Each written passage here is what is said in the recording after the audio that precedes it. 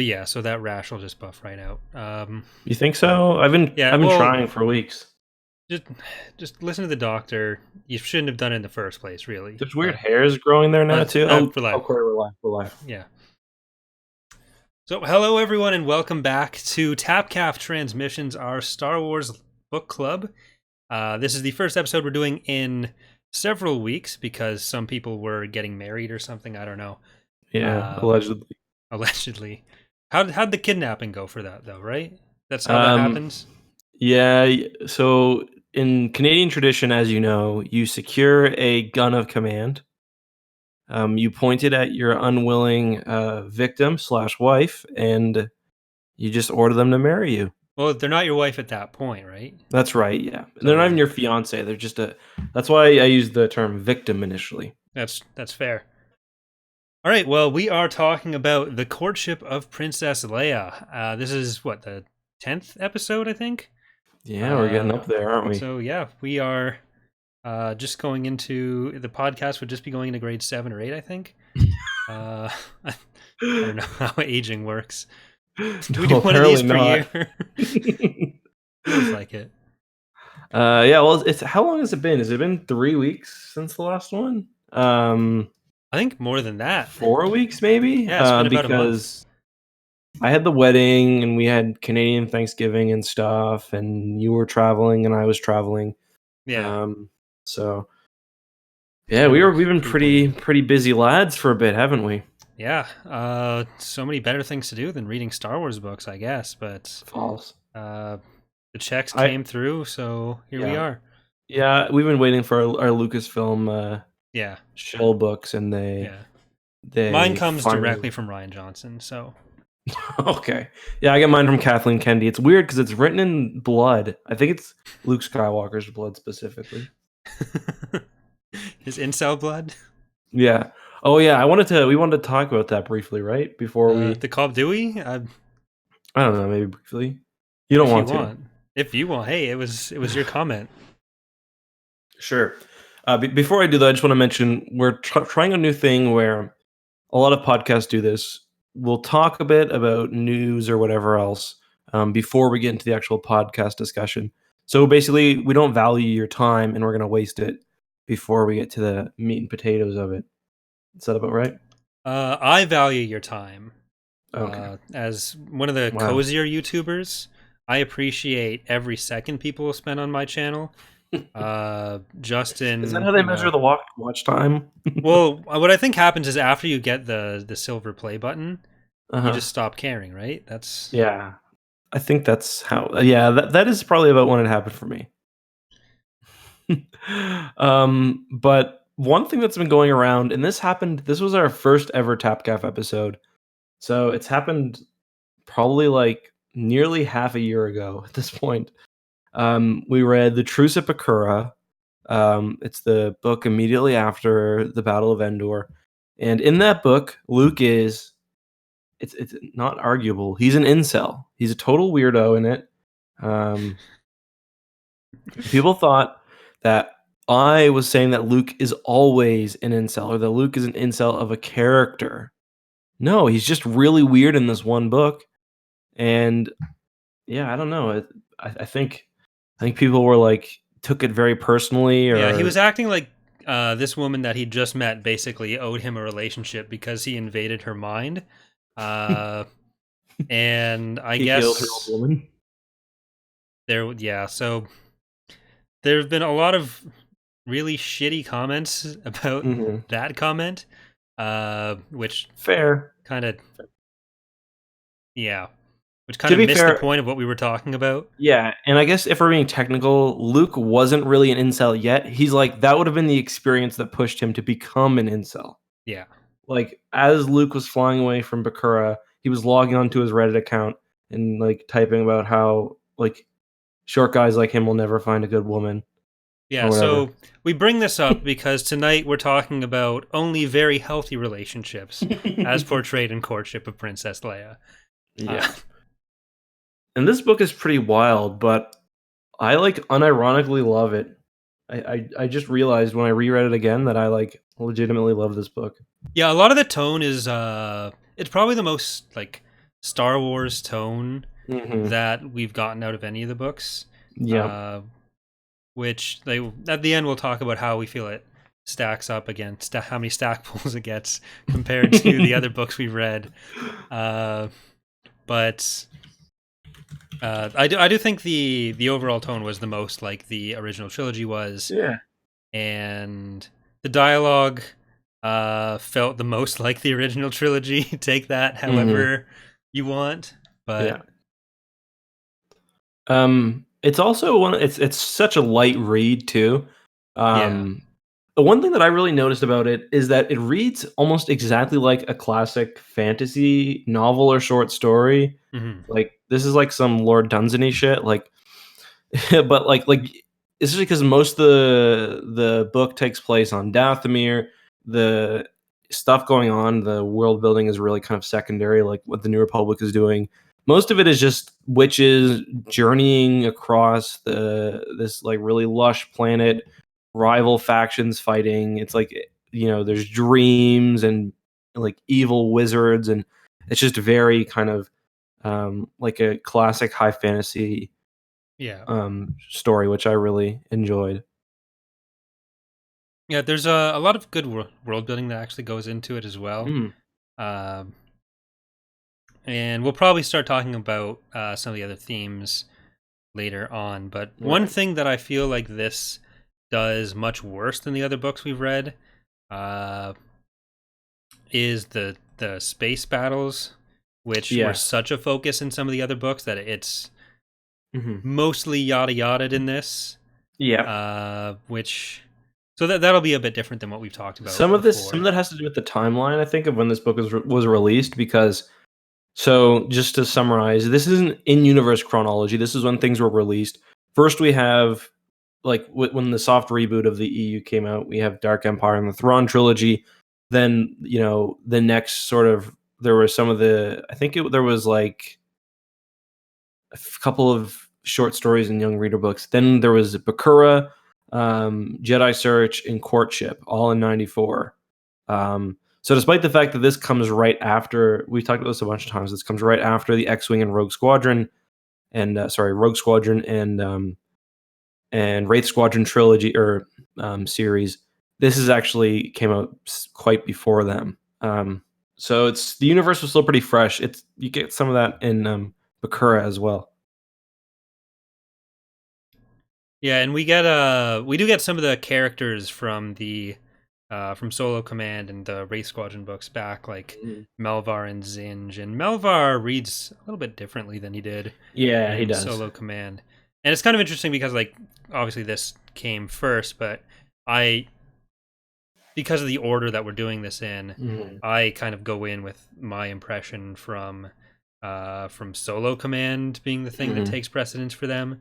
Even though, like, really it should be the other way around if we're as far as like who actually came up with the stuff. But I mean, a lot of it slots in pretty nicely. Although they did kind of struggle with space battles, I think the world building in this book is pretty spot on. Like, they get the idea of warlords. One of the things that this book does that the X-Wing series doesn't do is it gives a more realistic sense of scale for everything. Yeah, like there's Zinj has 40 Star Destroyers over Dathomir. Yeah. And it talks about the New Republic having hundreds of thousands of systems and stuff. And like, you don't get that at all in the X-Wing series. Well, you do get a little bit, but it really lacks. The X-Wing series has a very sort of small universe mindset to it, and this goes the opposite way. And I quite like that. It was kind of a nice change. But you're right with space battles. It's like they always talk about the Star Destroyers shooting torpedoes and stuff, and like the scale is much better. But then you get like 2 sentences about the whole battle. Like, it was just starting, and then suddenly Zinj is blown up. Spoiler alert, by the way. Yeah. Big boy dies. Yeah. It's gonna look like I'm just staring at my phone a lot, but I have my notes for the episode are on. You can't see that, but my notes for the episode are on my phone. It's gonna be a thing I'm trying here, so I am paying attention. It is kind of interesting. So this, we talked earlier, especially in Courtship, about how we haven't really talked about much with courtship yet, actually. Or sorry, with Bakura, about how some of the early EU stuff really struggles with, especially Clone Wars era stuff, timeline, and the Jedi. And this book actually has some very explicit. It's got scenes that show Yoda as a Jedi Knight. It's got Luke trying to, he's starting to do his hunt of Jedi artifacts and stuff. Yeah. And a lot of what we see doesn't really match up, but I'm sure we'll talk about that more. Yeah, it kind of makes Luke look like an idiot. Like, I've scoured the galaxy with no evidence of a Jedi Academy. Have you looked on Coruscant, Luke? He's just like staring out Han's window at the start, looking at the past. Like, I've looked everywhere. Yeah, Luke. Well, obviously not that one. Every other EU book is like they're accidentally stumbling across Jedi ruins. Like, looks like, God damn it! It's like I checked this asteroid. I checked this gas giant over here. I haven't found anything. But yeah. So this book actually sets up a lot of things that would be pretty prominent in the EU. I mean, I completely didn't realize this, but we get a Barabel name drop. Yeah. I don't know if they existed in West End Games or something before this point. I'm kind of curious. I'm going to look it up now, but I was like, Barabel. And, for those who don't know, there's a very famous Barabel named Sabatine who appears. She's like basically Luke's second in command later on. And yeah, they basically get everything right. They're like a pack.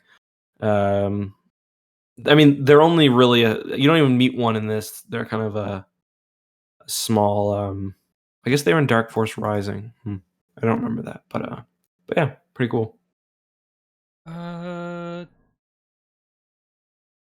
Ghost is just saying in the chat, he checked Tula, maybe he's looking for something stashed by Crook, but actually, like he's dealing with a whipped Jedi's home in the first place. So apparently there were a lot of prominent whipped Jedi, or maybe this was K'Kruk's house and he was faking his death. That's a conspiracy theory we're gonna need to get into at some point. We'll have to. I'll get our best researchers looking into that ASAP. Get the interns on it. Yeah, get the interns on it. But I mean, besides for that, like this book establishes the Hapins too. I don't know if they ever were mentioned in anything, but this book really fleshes them out. And of course, Dathomir. I'm pretty sure they were introduced with this. Same with all the Night Sisters, because like it's all kind of set up to reinforce the themes and kind of show, like you get Han kidnapping Leia, and it kind of all gets inverted with the way Hapen Society and Dathomir Society is set up, where it's like kind of set up to show like this is how we show that what they were doing at the start was also complete bullshit. I'm not going to swear anymore. I'm sorry, everyone. This is my official apology. This is a Christian Star Wars stream, Corey. But yeah, sorry, I ruined your train of thought with my joke, I think. My train of thought had pretty much pulled into the station with that. We'll probably cover it a bit more later, but when I was reading this, though, I gotta say, I was kind of expecting there to be some sort of implied connection between the Hapins and the Dathomir witches, like both having matriarchal societies. But there is none. It's just kind of a coincidence. Yeah. But I mean, if this book came out today, oh my god, yeah, this would have been Disney SJW stuff. Like, yeah, and the whole thing is like the feminist themes in the book aren't what people would think they are. Like the idea of Hapes as a feminist society would only fit in what like the online non-understanding of feminism is, because the whole point of the book is like, no, they're all shitty, and like the kidnapping is terrible, the oppression from either side is terrible, but it kind of uses, like, a lot of people would leave the Han kidnapped Leia thing thinking, oh, that was just him doing what he could to protect the woman he loved, but it's like later on it's kind of like, no, it's bad when they do it, so look back at when he did it and it's bad then too. Right, because we also see like your voice is doing the deep thing again. So for those who don't know, sometimes my mic really deep right now. Just a second.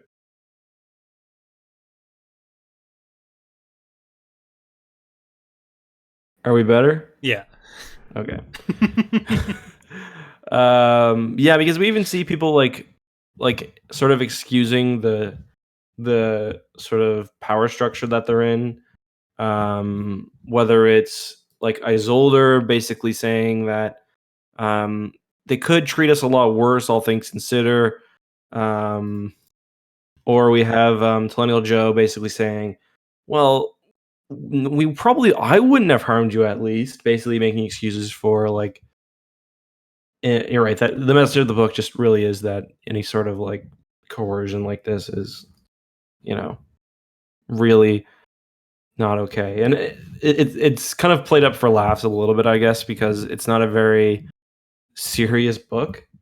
Yeah. Like one of the last lines is like, that was darned spooky. Which is appropriate for our Christian Minecraft stream. I almost said our Christian Star Wars stream. Should we just be playing Minecraft during Tapcaf? We should, yeah. But this is also, since you're bringing that up now, this is also the introduction of the Baby Shark song. Oh yes, very important. When Zinj dies and releases all the baby sharks into the galaxy. Yeah, I mean, it is kind of interesting though, because it's a pretty good take on the lore and the world building. When, I mean, that's not super established by this point. So, baby sharks or not. I love how some Star Wars books will just say something like baby shark, but others will say like baby Star Wars word. Like, I'm not sure which I prefer. I think I prefer just, yeah. Like, it's kind of, it doesn't fit when it's not the Star Wars word.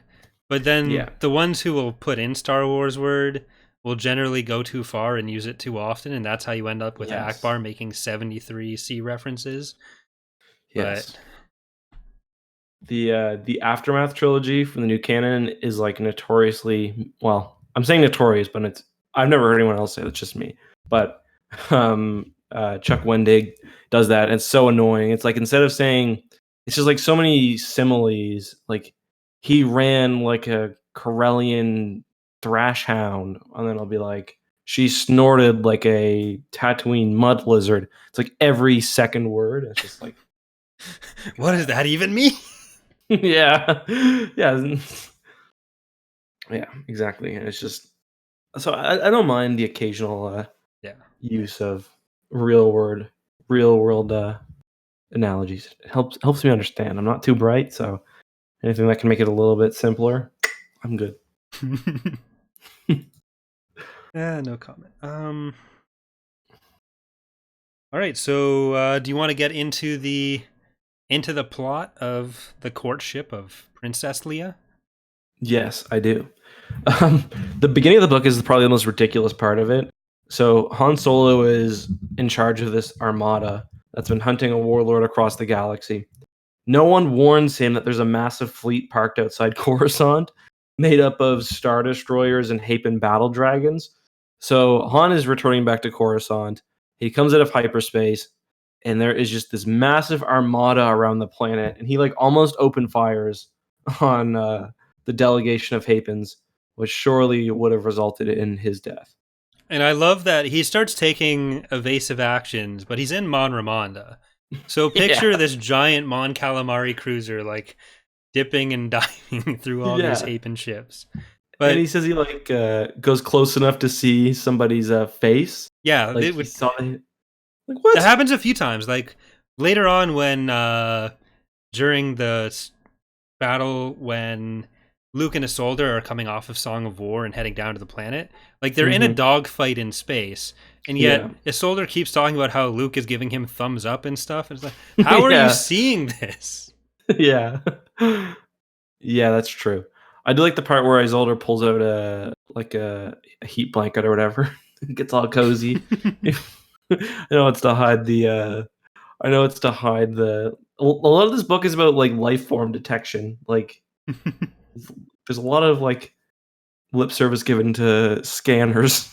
Yeah. There's some like yeah, I radar didn't really tech think just about reading this that. book, like, oh yeah, Everything is finally about someone scanners understands in this us. game. Or in this book. Yeah. What do you mean we don't have scanners?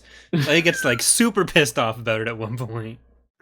Yeah, there's one point in like the Thrawn trilogy where like the gang's just walking down the street on some planet, and there's just somebody just like scanners would have got them. This is bullshit. I don't know. Actually, with how I play Empire at War, I'm always up for a good scanner. When you find the True. the sensor array, nothing's better. Yeah, that's true. But do we know how long after Solo Command this is? Is this like right after? For a couple months? Well, I'm gonna say it's pretty soon after because, well, Zinj has retreated. Don't they talk in Solo Command about Zinj retreating to Dathomir? Yeah. So I would assume that this is like a few weeks afterwards, Mm-hmm. but not much more than that. Because I think like Solo's returning basically like it's not licking his wounds because he didn't get beat up, but he's like just frustrated. He's like in the same mindset in Solo Command where he's just really frustrated because nothing is getting done. They're not making any progress. They like destroy or they injure the Iron Fist, but they don't destroy it. Speaking of, before I forget, there's a little interesting thing I noticed about this book when I was reading it. At the end, so when they come out of hyperspace at first, the Iron Fist is like in dock, right? But I don't think they actually call it the Iron Fist. Don't they just call it a Super Star Destroyer? In COURTSHIP? Yeah. Yeah, I don't think they call it Iron Fist by name until closer to the end of the book. I don't think. Yeah, because at the end of the book, they don't actually refer to the ship that Zinj is in as a Super Star Destroyer, just a Star Destroyer. Yeah. They refer to him. They refer to Han having destroyed his Super Star Destroyer.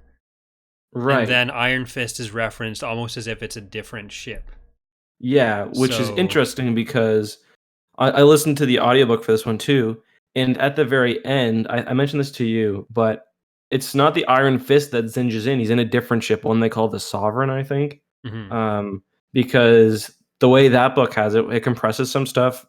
When the Song of War arrives, it does like it does this in the book too. It does a strafing run on the Super Star Destroyer. Basically, does all this damage that Han couldn't do for this entire time. And it's basically suggested that he pretty much just destroys it.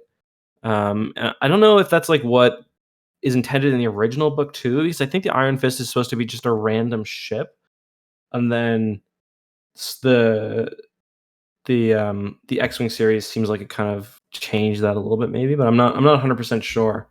Something to pay attention when I do another read through. Yeah, and when you sent me the Sovereign thing, like we talked about it a bit already offline, but no one can read that. So I've been leaking all our conversations. Oh, okay, that explains a lot. Yeah, but that led to I think some stuff on Wikipedia for a while where the Sovereign class Super Star Destroyer was referenced as being affiliated with Zinj in a few places, right? And that was just not factually accurate. Just stupidity, yeah. Yeah. So don't always listen to Wikipedia or Star Wars YouTubers, everyone. Or Star Wars abridgments, also. Or Screen Rant articles about Star Wars comics. No, always listen to those. Oh, okay. I liked your video you did on that, by the way. I should take that down if people should listen to those. That's one thing we should have discussed before. Like, we should just talk about stuff like that before the episode. Plug our other videos. Well, not other videos, just like that situation, for example. That'd be a good talk. So we'll write that down for next time. Yeah. But in general, we are trying to think of ways to kind of plug the podcast a bit more and sort of expand a little bit from what we do. We don't want to like have an hour-long conversation about news before getting into the book. That we prefer to have an hour-long conversation about like irrelevant crap, apparently. But yeah, exactly. Like the the problems with Wikipedia. That's we could do a long important podcast about that. Yeah, if we ever run out of Star Wars books in 4 years, we can just keep going with that. It's not possible. We'll choose a Wikipedia article every week. We'll do a podcast about it. One thing we should have talked about is a new Thrawn trilogy coming out. Do you hear about this? Yeah, the Ascendancy trilogy. Yeah. Now, what I'd like to do is, in the lead up to that getting released, maybe do the other 3 canon Thrawn books, and then do that episode, do the following episode after it comes out on Ascendancy Book 1. I think that would be fun. Yeah, I agree. All right, so you guys heard it here first. In an indeterminate, have they done a release date for it yet? I think it just mentioned next year for the first one. I think they might have said 2020. Yeah. But so at some point that will be a thing we read. Yeah. So.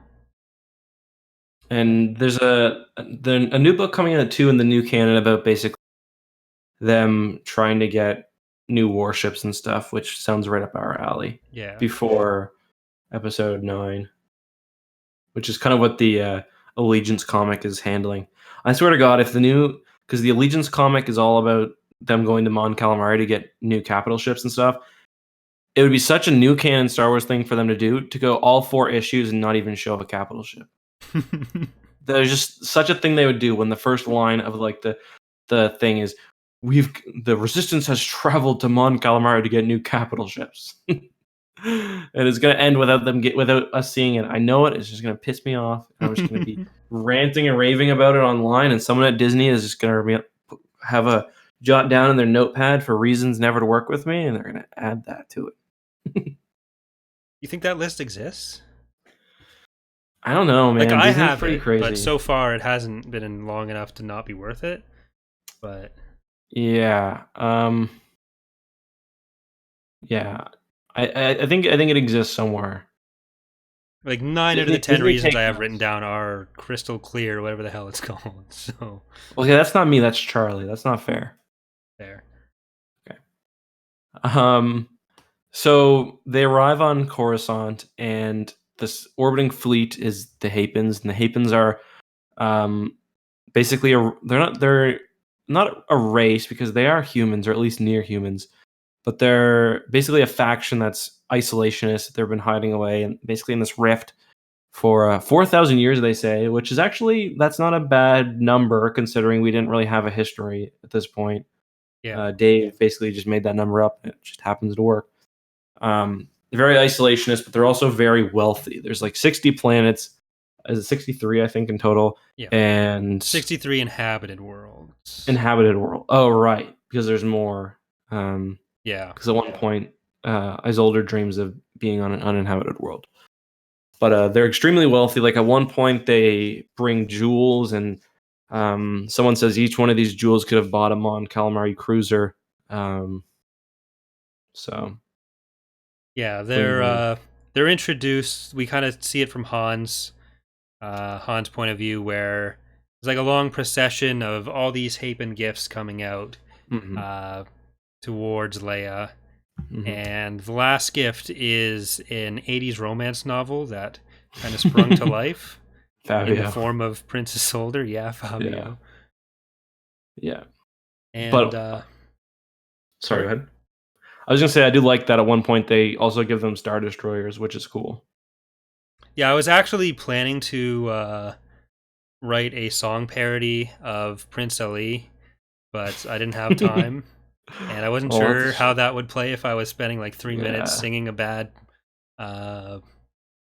parody song on the podcast. So maybe next time, but yeah, because the first time I did that movie cover of "She's Just Not That Into You," and I was hoping to get something like that each episode, and so far I have not kept up with that.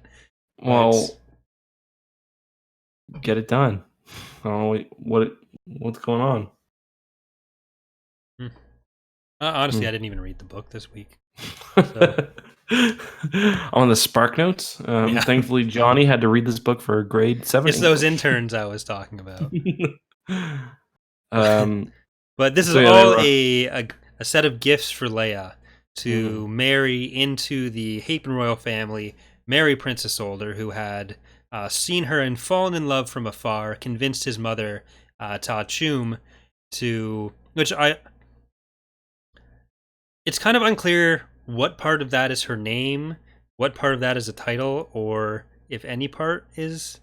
I'm pretty sure Ta Chum's her name, isn't it? Well, I think Isolde refers to her as, like, in his thoughts, as the Ta Chum. Right. And then, because Isolde is the Chum Da, so it might be like Ta Chum, like Ta is her name. And that's Chum, what, yeah, because that's what's her name is, Alana, or not Alana, yeah, Alana's the Ta Chum later, too. Yeah. But either way, she is the matriarch of the queen of the Hapen Society, which is organized as a matriarchal society, and where women have all the power. So Isolde is sort of he sees his power as being able to choose the next queen mother, and he talks about that later in the book, where he's saying, like, men may be oppressed here, but really I have the power because I get to pick. And Leia's like, yeah, that. Yeah, and what's her name? That's nice. Daniel Joe just straight up laughs at him. You're an idiot. Like, you are so dumb. That was a really good scene. Yeah. But so romance novel walks out. Leia's like blown away. Han is immediately threatened and asks Mon Mothma what's going on, and Mon Mothma's like, yeah, your girlfriend should totally marry this dude. I do like how it does a good job of, like, reminding me of what it's like to be, like, in, like, 7th grade, and, like, the girl you have a crush on has a crush on someone else. And I was like, man, I kind of feel for Han, like, and he's like just seeing it happen, and there's nothing he can do about it. But I'd feel more sorry for everyone in this book if they didn't continue to act like 7th graders who were heavily armed for the rest of the book. Well, speaking of heavily armed 7th graders, in the end, Jason Solo kills both Ta Chum and Princess Older. So I forgot that he killed Isolde. Yeah, he, like, kills him pretty brutally. I forget if he cuts him in half or decapitates or breaks his neck. I think he breaks his neck. So in the end, I mean, I understand disliking your in-laws, but, like, come on. Yeah, and it's kind of weird too, because later, the Solos adopt Alana, who is Isolde's granddaughter, and Leia basically becomes her mother instead of her grandmother. And she's like, oh, you would have been my grandmother either way, whether you married Isolde or not. Because, like, one way it could have been she could have married it. Anyway, we're going too far deep into Hapen family bloodlines, but... Well, both of Tenel Ka's parents try to get with a Skywalker sibling, so... Right. Yeah, true. There's a lot of interesting stuff going on there. Mm-hmm. But well, I'm sure the last half of the podcast will be getting real deep into that. So Mon Mothma tells Han that it'd be great for the Rebel Alliance if Leia married a... Do we really need to talk about much with what Luke is doing here? Because he's the next chapter, and there's a few chapters with him, but he's really I'll explain what happens. Luke does nothing. Okay, let's move on. Yeah, he tries to get home, find Leia. He's looking for Jedi artifacts. Basically, everything he was doing off screen in the X-Wing series. Imagine he's doing that now, but he gets chapters devoted to it. But we still learn just as much. Pretty much.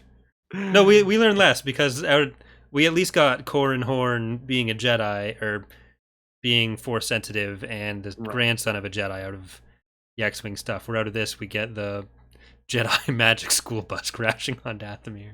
Yeah, and Luke's a really poor Miss Frizzle too, because he's really aggressive with Isolde. Listen, bud, follow the Force. Isolde's like, no, I don't think he's like, shut up.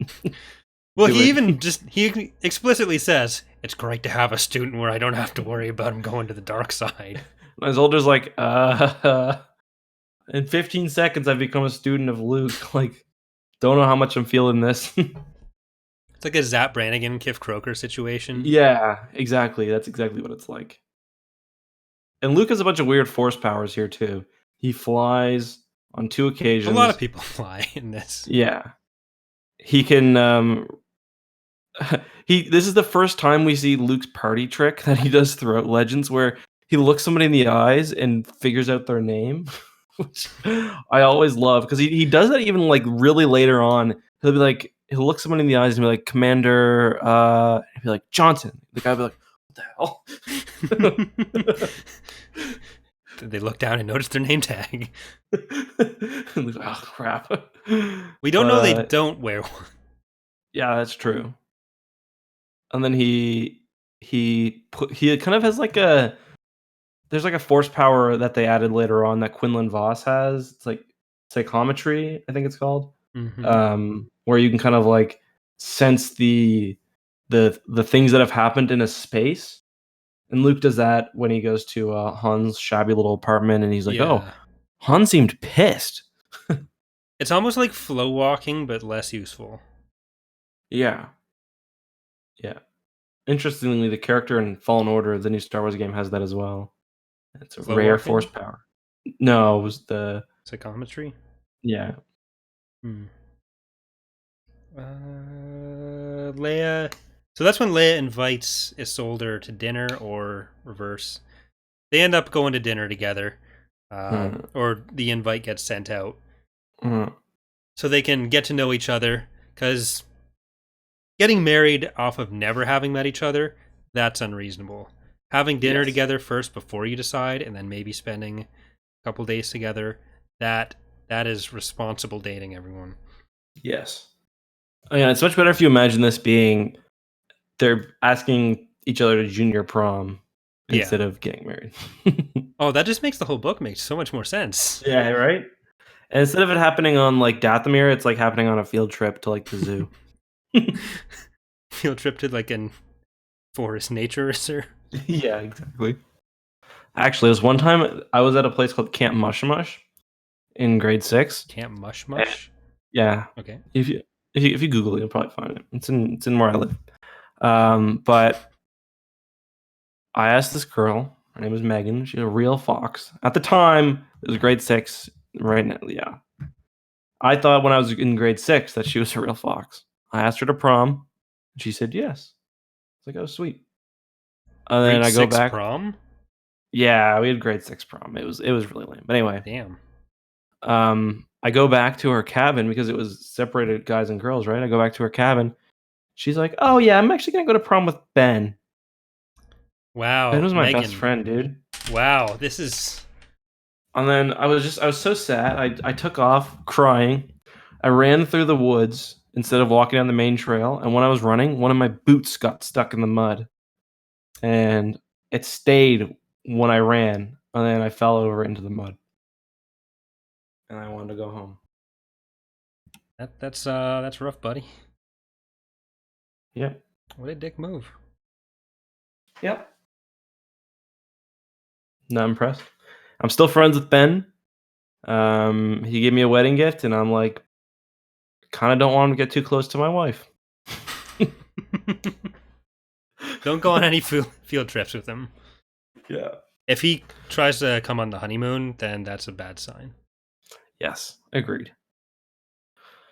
Anyway, now that I just need to get that out. I was waiting for an episode when that would be relevant. It's just been weighing on me. I'm just trying to look through my notes and see what that segues well into, but I got nothing. The part where Han tries to kill himself. Okay. Right. Wow, that's got even worse. Yeah. All right, so so they're gonna have dinner together. Then I've written. Well, we haven't talked about Threkenhorn. Such an annoying name because it's so close to Horn and so close to Thraken. I'm always thinking Hecken when I read his name. Okay. He's such a Heckenhorn, which is funny to me. Huh. But this guy is a real Hecken douche because everything he does is horrible. Everything that a lot of characters do in this book is kind of horrible, but he's he's arguably the worst. He's basically like one of those people from WALL-E. You ever seen WALL-E? I haven't, but I understand the premise enough that I think I know what you're talking about. Well, humans are in space and they've all got really lazy and fat, so they're just in like repulsor chairs. Yeah. And that's basically him. Yeah, they do talk about him standing at one point and that being like a big deal. Yeah. Like, holy shit, this fatty can stand? What? But Han immediately decides that because Isolde has expressed interest in Leia, he's out of the picture. Leia's considering it because it's a lot of money and power for the New Republic that they need to help beat the warlords. Right. But he immediately gets like super pouty and hard to be around, really helping his case for why Leia should stay with him or choose him. Sad boy. And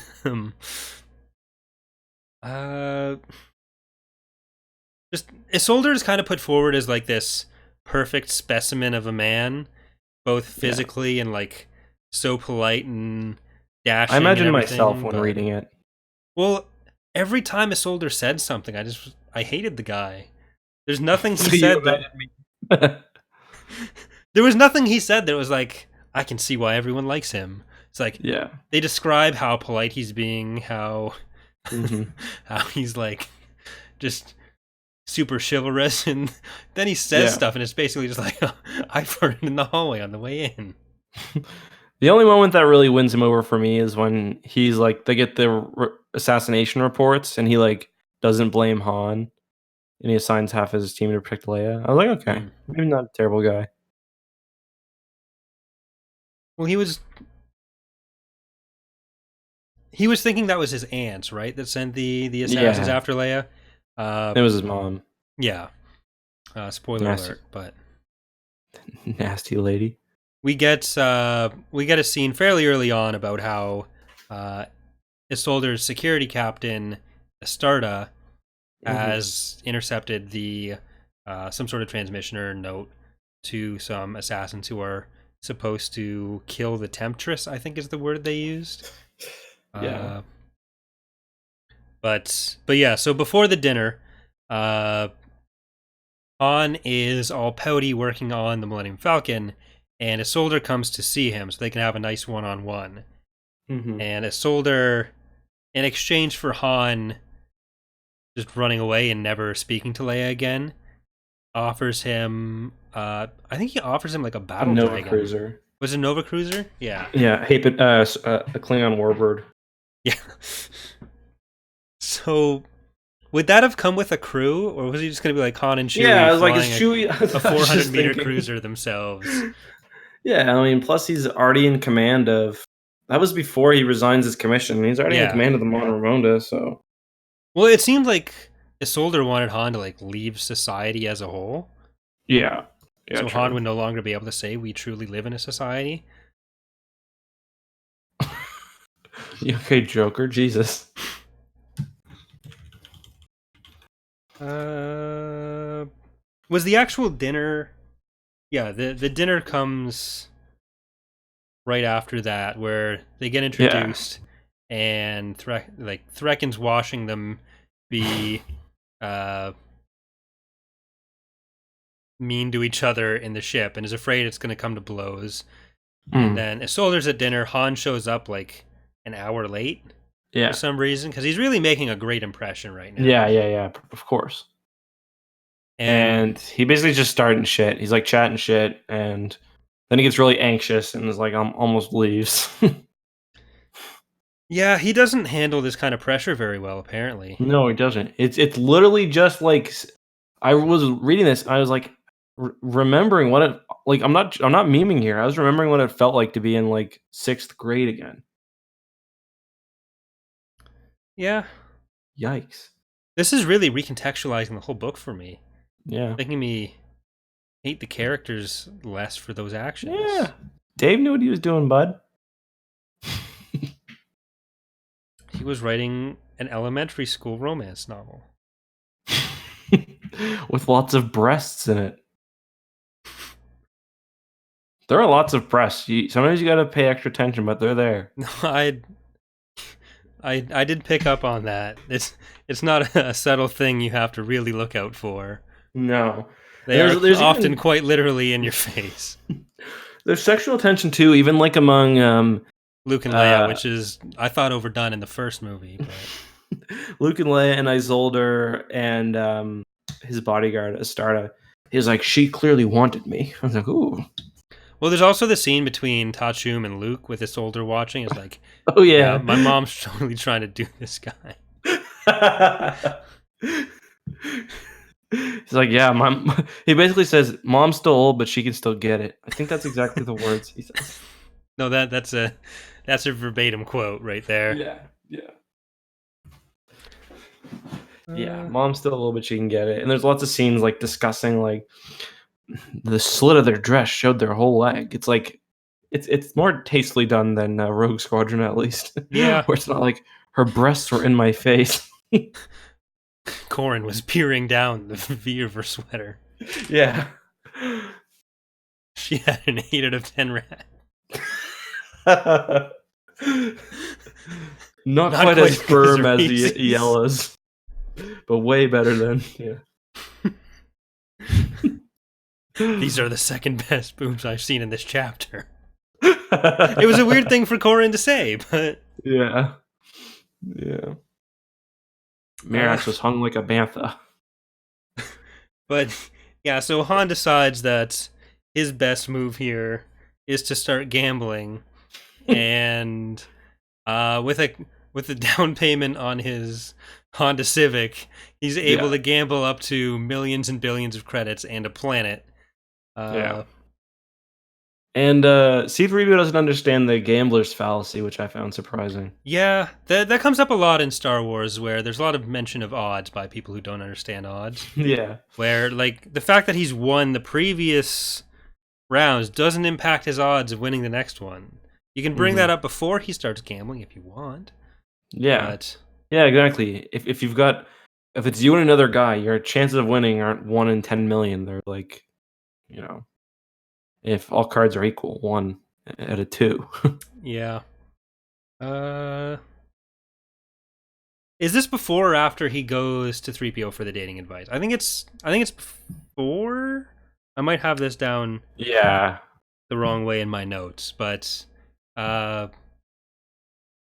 there's basically 2 parts of Han's attempt to win Leia over before kidnapping her, where one is talking to 3PO for advice, and the other is winning the planet. Because basically, the Alderaanians have one of the through plots for like a lot of the post-Endor books is finding a new home for the remaining Alderaanians.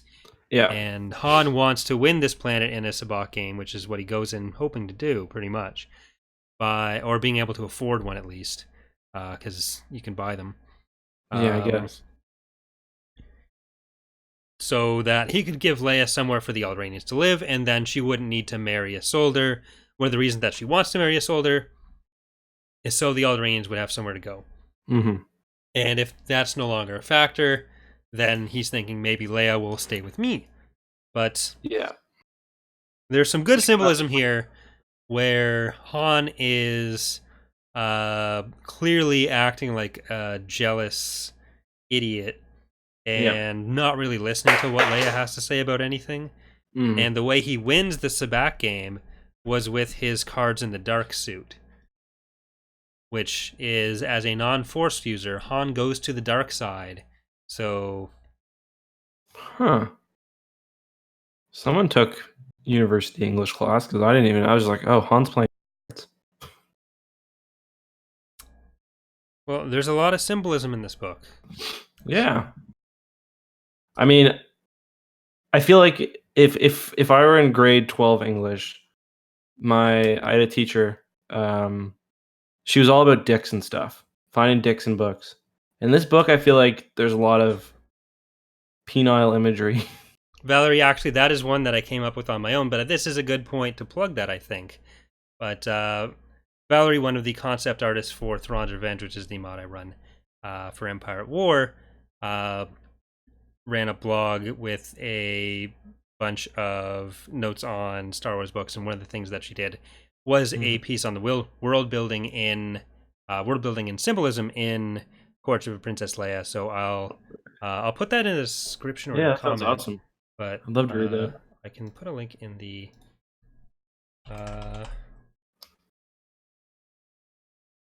I'll put a link in the chat as well. But she talks about a lot of that stuff as well. Thank you, Valerie. That sounds very interesting. I've never read an essay about a Star Wars, like an actual proper. So I'm pretty pumped. I made sure to wait until after I read the book before reading it, so that I would at least get my own thoughts to start with and not be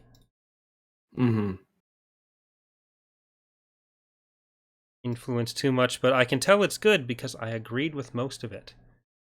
There you go. And that's how I know all ideas are good. It's how much does it confirm my own your pre-existing worldview. Yeah. So there's a link in the chat, and I'll also put one in the description. There's a few other posts she did on some other books as well. So if anyone wants to look into that, it's really well done. Cool. But yeah, so yeah, he wins the planet. We get a Kalumai in the scene, and they're one of my favorite aliens. Are those the like the stereotypical aliens? Yeah, they're like the ETs in a power suit, basically. Yeah. Yeah. Those are pretty good. There's a Drakmarian, a Kalumai, and what else was he gambling against?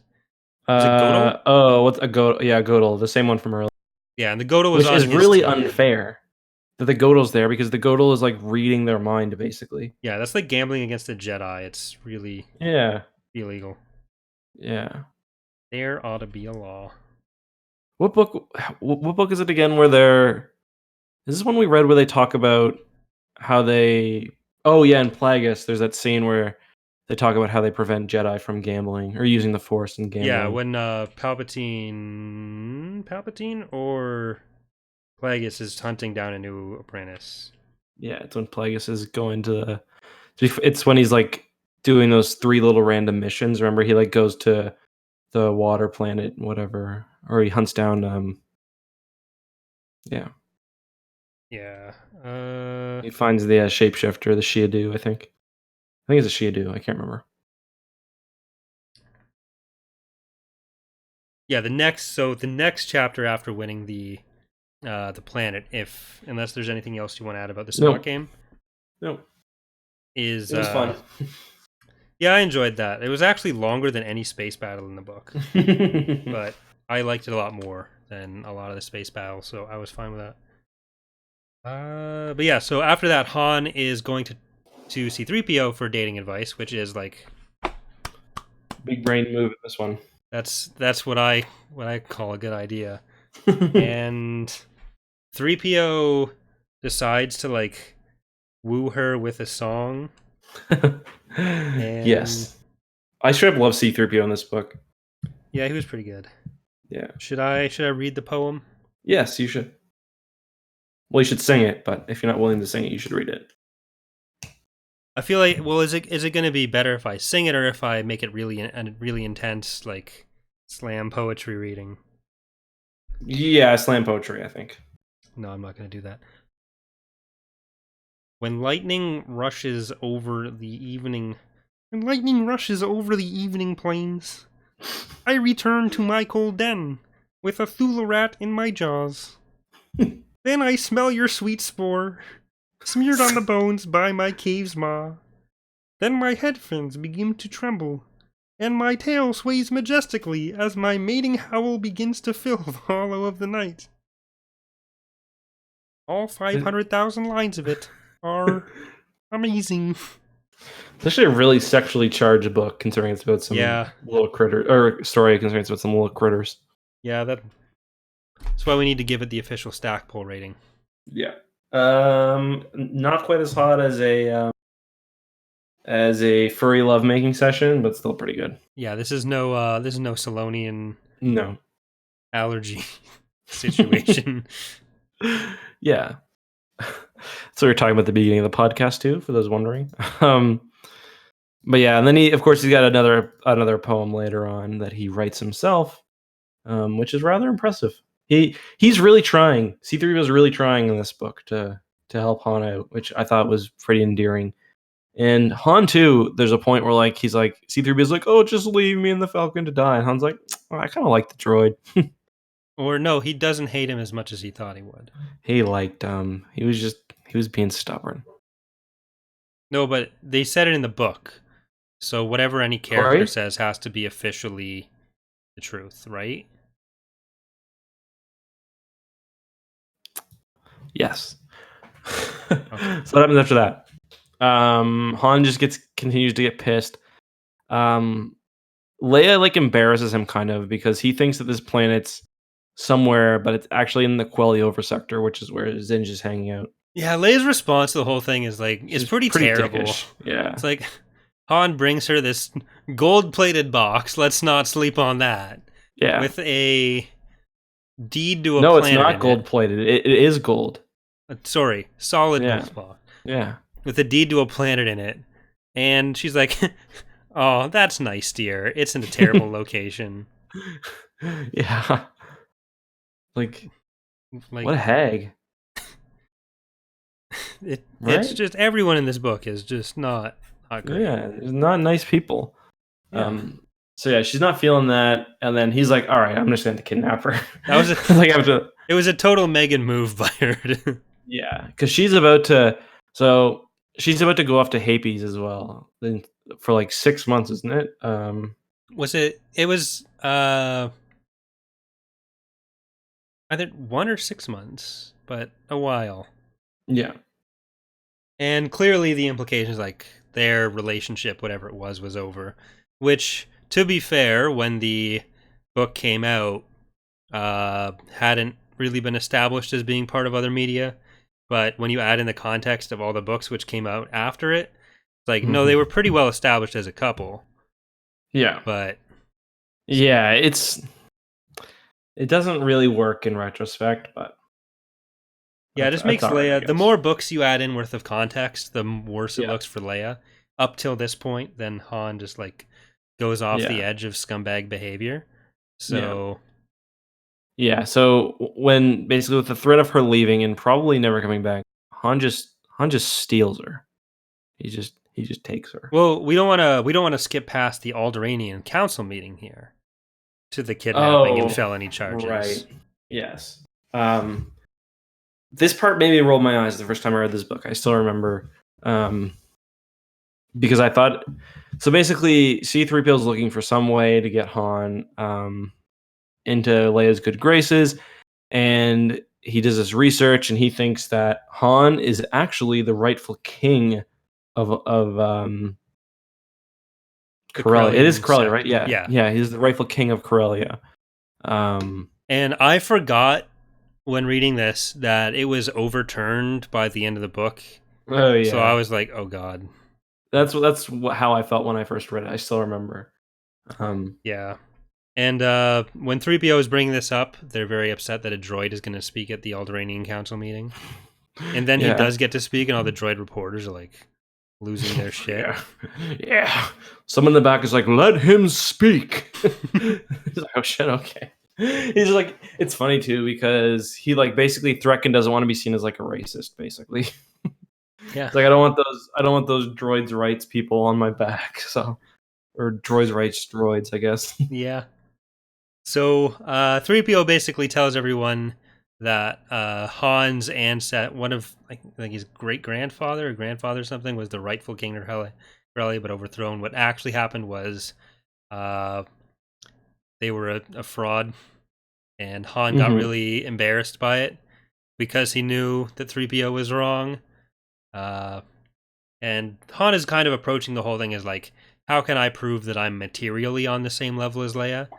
And it's kind of showing like two different perspectives of how Isolde and Han are ignoring what Leia actually wants. Where if Han had just been listening, like Han kind of, until the point where he kidnaps her, kind of gets it better than Isolde did, where at least he understood like the reason that she's contemplating this is because she wants, like, to her, what she wants is not as important as what the New Republic or Alderaan needs. And Han kind of gets that, but then he also like acts like really horribly about it.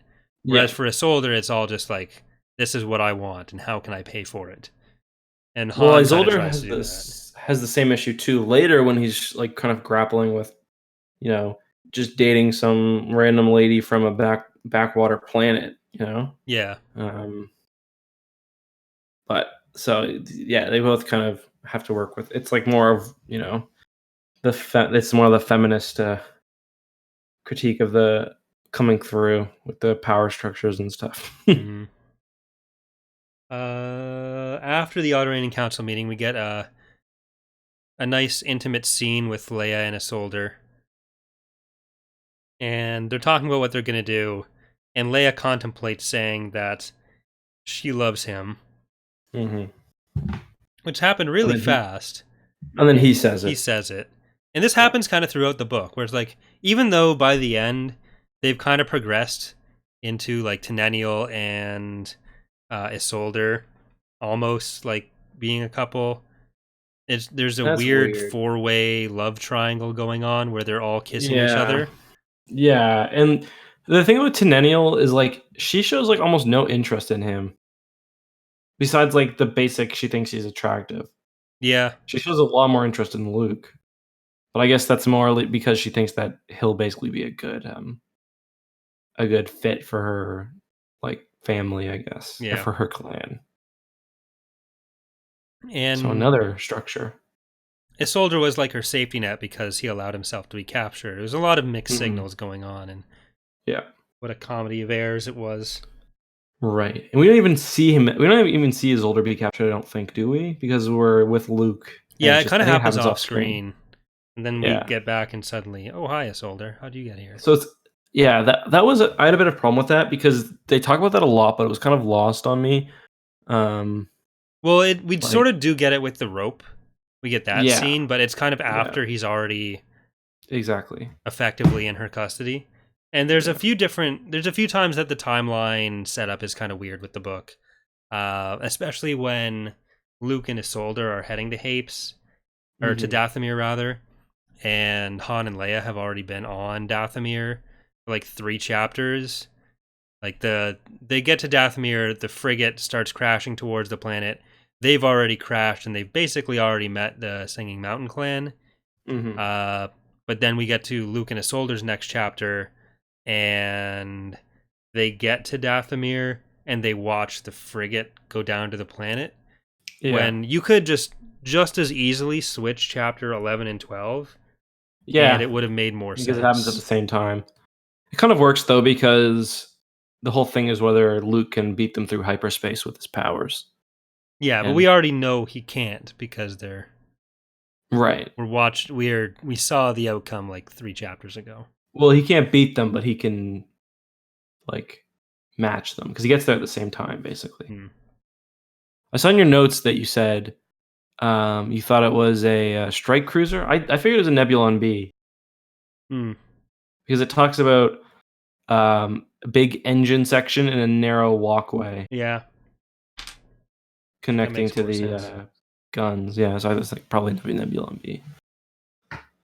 But yeah, Han goes on this weird mission to get the transponder codes from Zinj's Y4s, the Raptor transports. Right. And he also resigns from his commission, gets the gun of command, tells Leia he wants to talk to her. They're going to meet, and then he shoots her with the mind-warping gun. Yeah. So not a great look for anyone. No. And so Leia's not impressed. Han really should have tanked any chance at a relationship with Leia from doing this. But yeah. And they're like flying together because he's taking her to the planet, and he's like, "Why are you so mad at me?" He's like, "I made you supper, didn't I?" He's like, "Yeah, you kidnapped me as well." He's acting like he's just being his lovable scamp self, and it's like, no, this is definitely a felony. Yeah, though, if you watch Empire Strikes Back with some sort of modern understanding of consent, the way he kind of that doesn't necessarily hold up either. Yeah. It's even worse than Indiana Jones. Yeah, I didn't understand what Leia and Han were doing in that movie, but did you know, like, George Lucas originally intended what's her name from Indiana Jones to be like 13 when Indy and her had a relationship. What's her name again? I haven't actually seen many Indiana Jones movies. Okay, I think I've seen 2, and I'm not sure which 2 because we watched them in class.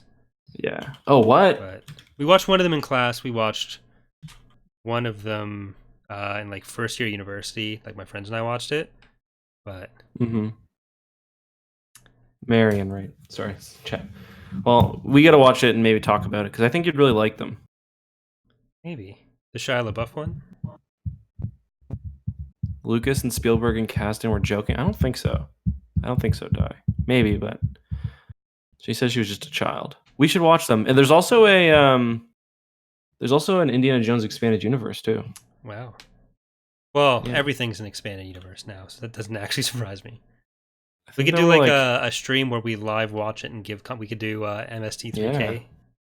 That would be sweet. But just legally distinct. Yeah. All right, let's move on to the real literature. Return to the Courtship of Princess Leia. Right, Leia wakes up and is on her way to capture Dathomir. Yeah. So yeah, this is when Han's like, spend 7 days with me, which is like, just a reminder, this whole book happens over the course of 6 days then. Yeah.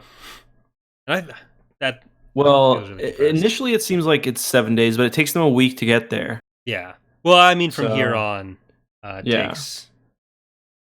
Yeah.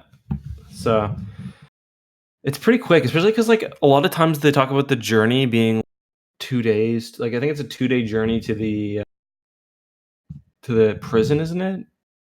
Mm-hmm. Something like that. Yeah. So whatever it is, it's like 6 days from now till the end of whenever Leia says, "Well, I still have a day left, and you won me over, Fly Guy." Yeah. Actually, that's Anakin, isn't it? Yeah. Ahsoka thing. No, that's Sky Guy. That's true. Yeah. But yeah, so Han makes the dinner that you're talking about.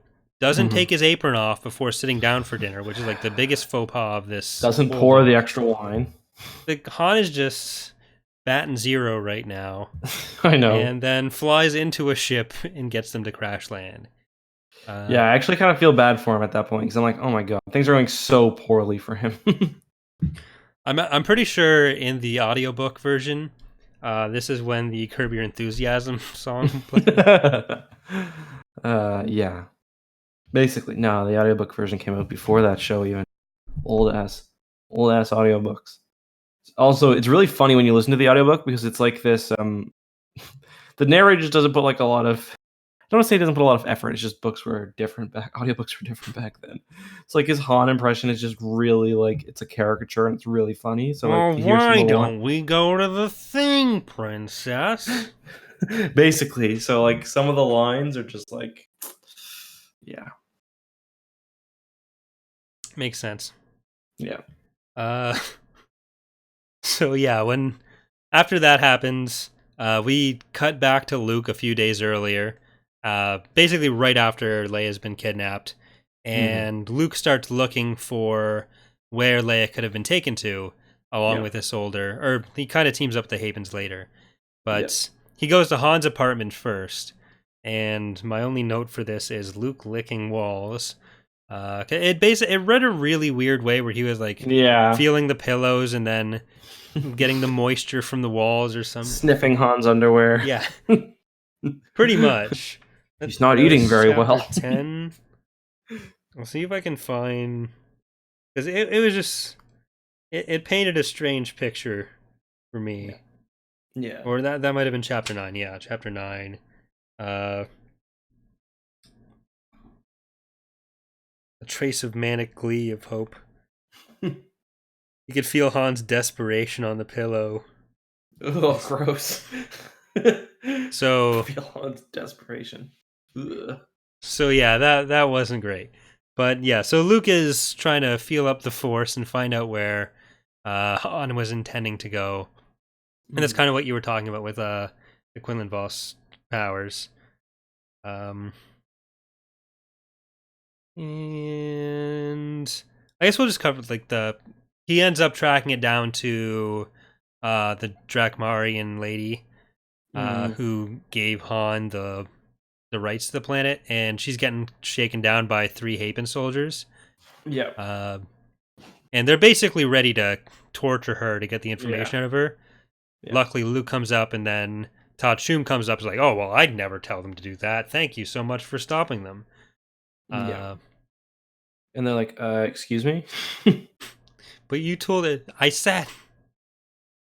But, so the Drakmarian gives them the information on where, on Dathomir. And Shum already has the information pretty much. Yeah. Because Drakmarian thinks that Luke, which is his party trick, coming back up. Yeah. But this is where we get the scenes back with Isolde, who's upset that he couldn't track things as well as Luke or His mom. Shum. And this is also where we get the fun scene of Isolde telling us about how this is his mom trying to get laid. Yeah. One thing I want to say, I really like the Coruscant underworld scenes. They do a really good job. Like, even better than the X-Wing books. Like, I pictured how they were describing it. Like, it almost felt like straight out of, like, it felt like it could have fit right into like one of the original trilogy scenes. Because, like, they talk about, like, this thing hasn't seen light in, like, 40,000 years or whatever. And they talk about, like, how it's not just... Because usually, like, the X-Wing series, for example, it'll just be, okay, it's really shady down here. Like, you'll get robbed. But this book, it's like, yeah, there are like strange aliens Luke's never seen before. Many of them have like just biologically adapted to the darkness. They glow, or like they don't have eyes or whatever. And it's just like it's very kind of fantasy-esque and very creepy, and like, and then he does a good job of kind of painting like the hole in the wall bars and stuff. I don't know, it's just really cool. Yeah, and that's kind of like what we were talking about at the start, where the book does a really good job with the Star Wars, like the OT Star Wars tone. Yeah, probably better than anything we've read so far. And honestly, it might be better than anything we're going to read. It might be the best. Yeah, I'm trying to think of. Let me just. Yeah, I mean, it does a really phenomenal job. I guess you could kind of say Thrawn trilogy, but yeah, even that kind of gets away from the the dialogue structure, and it doesn't go for the same kind of ridiculous that you kind of get with Star Wars sometimes. It's ridiculous in a good way, but yeah, it's pulpy. But yeah, like the way that was written, I could just imagine how cool it would be on screen.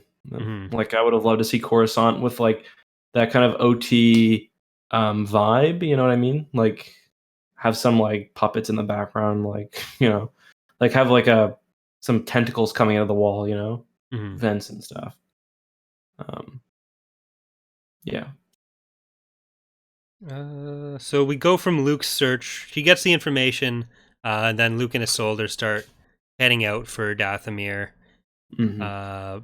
Luke is on Song of War with them. Isolde uses Luke's knowledge to plot a faster course than the other ships would have been able to do. Yeah. To beat Shum's speed, and also to hopefully catch up with Han and Leia, rather.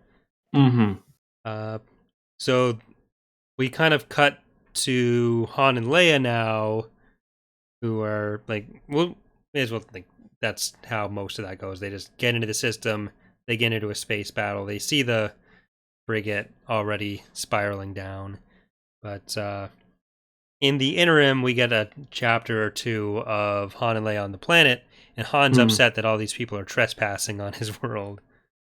Yeah, it is kind of funny. And that's another Han too. He's not like, he sees like an entire Imperial shipyard and like dozens of Star Destroyers, and is like, this is my planet. What are they doing here? He's like, out.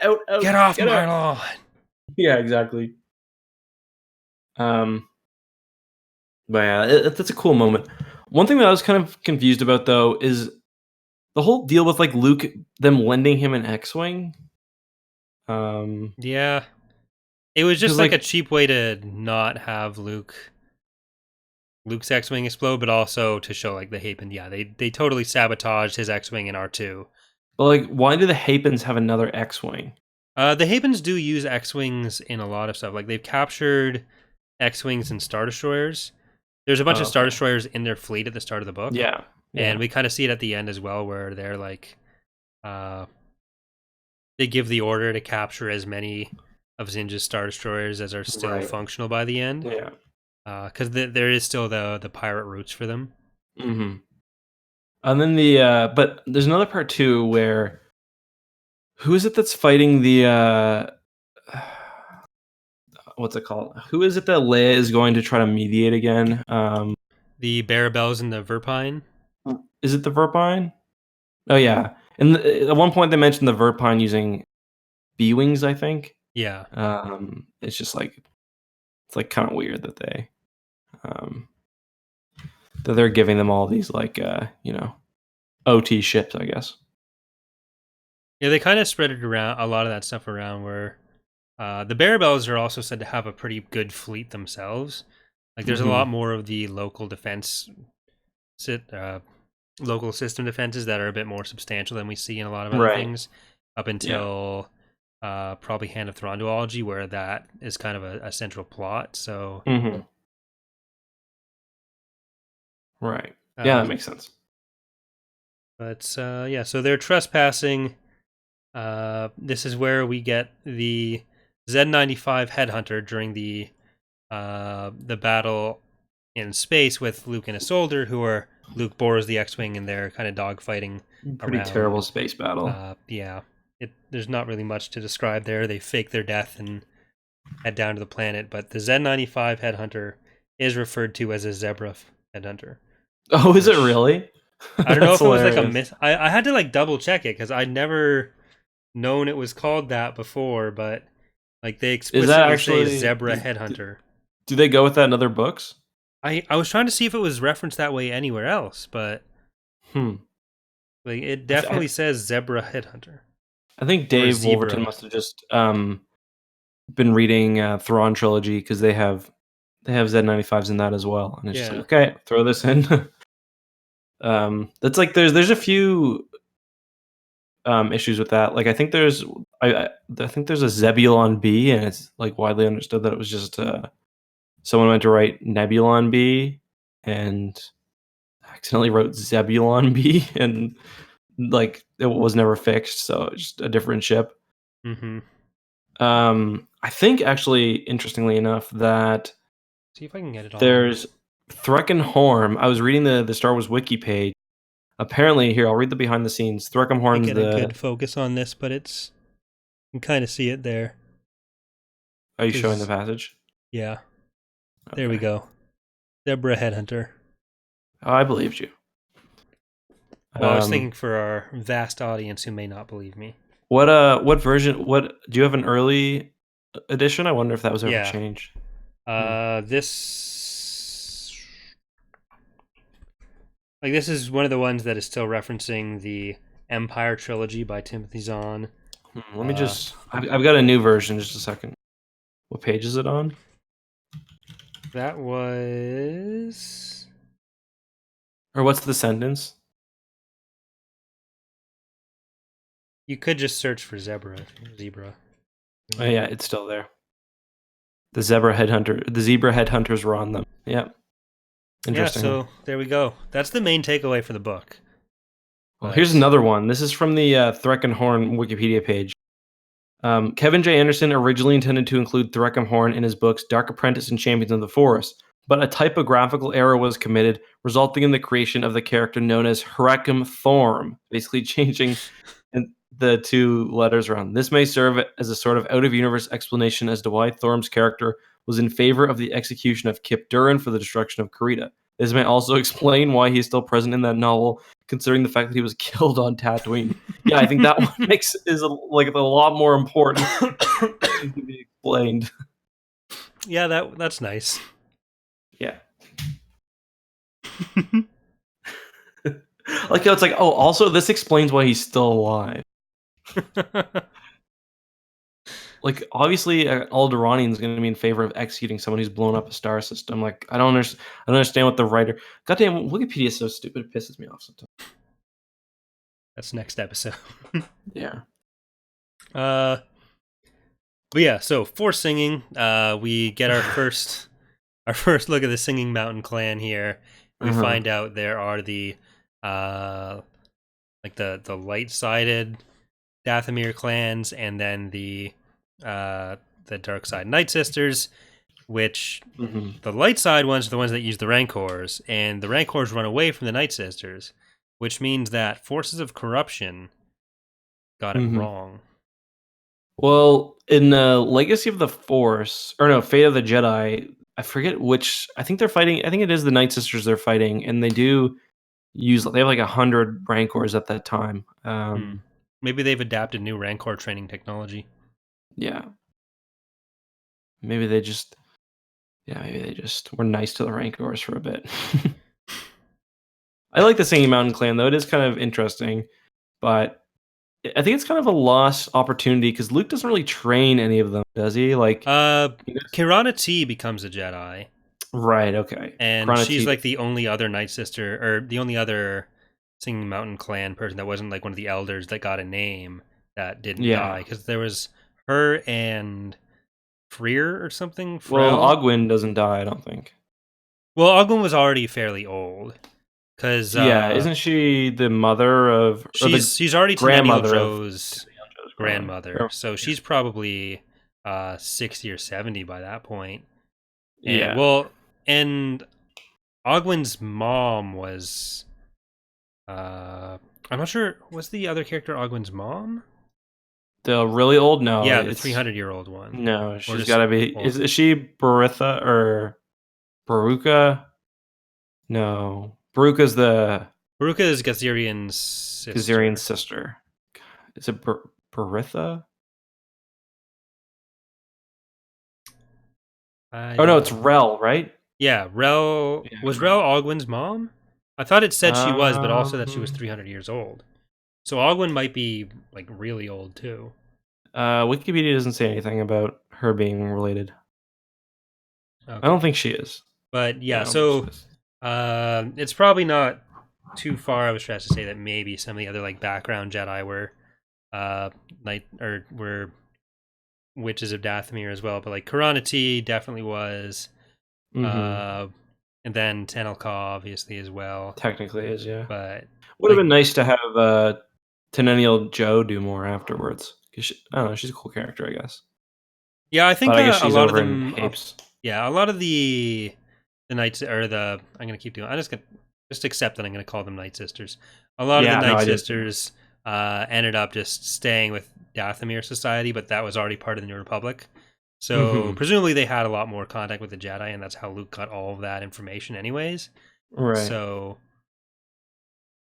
they're probably like a branch office of the Jedi Order, of the new Jedi Order.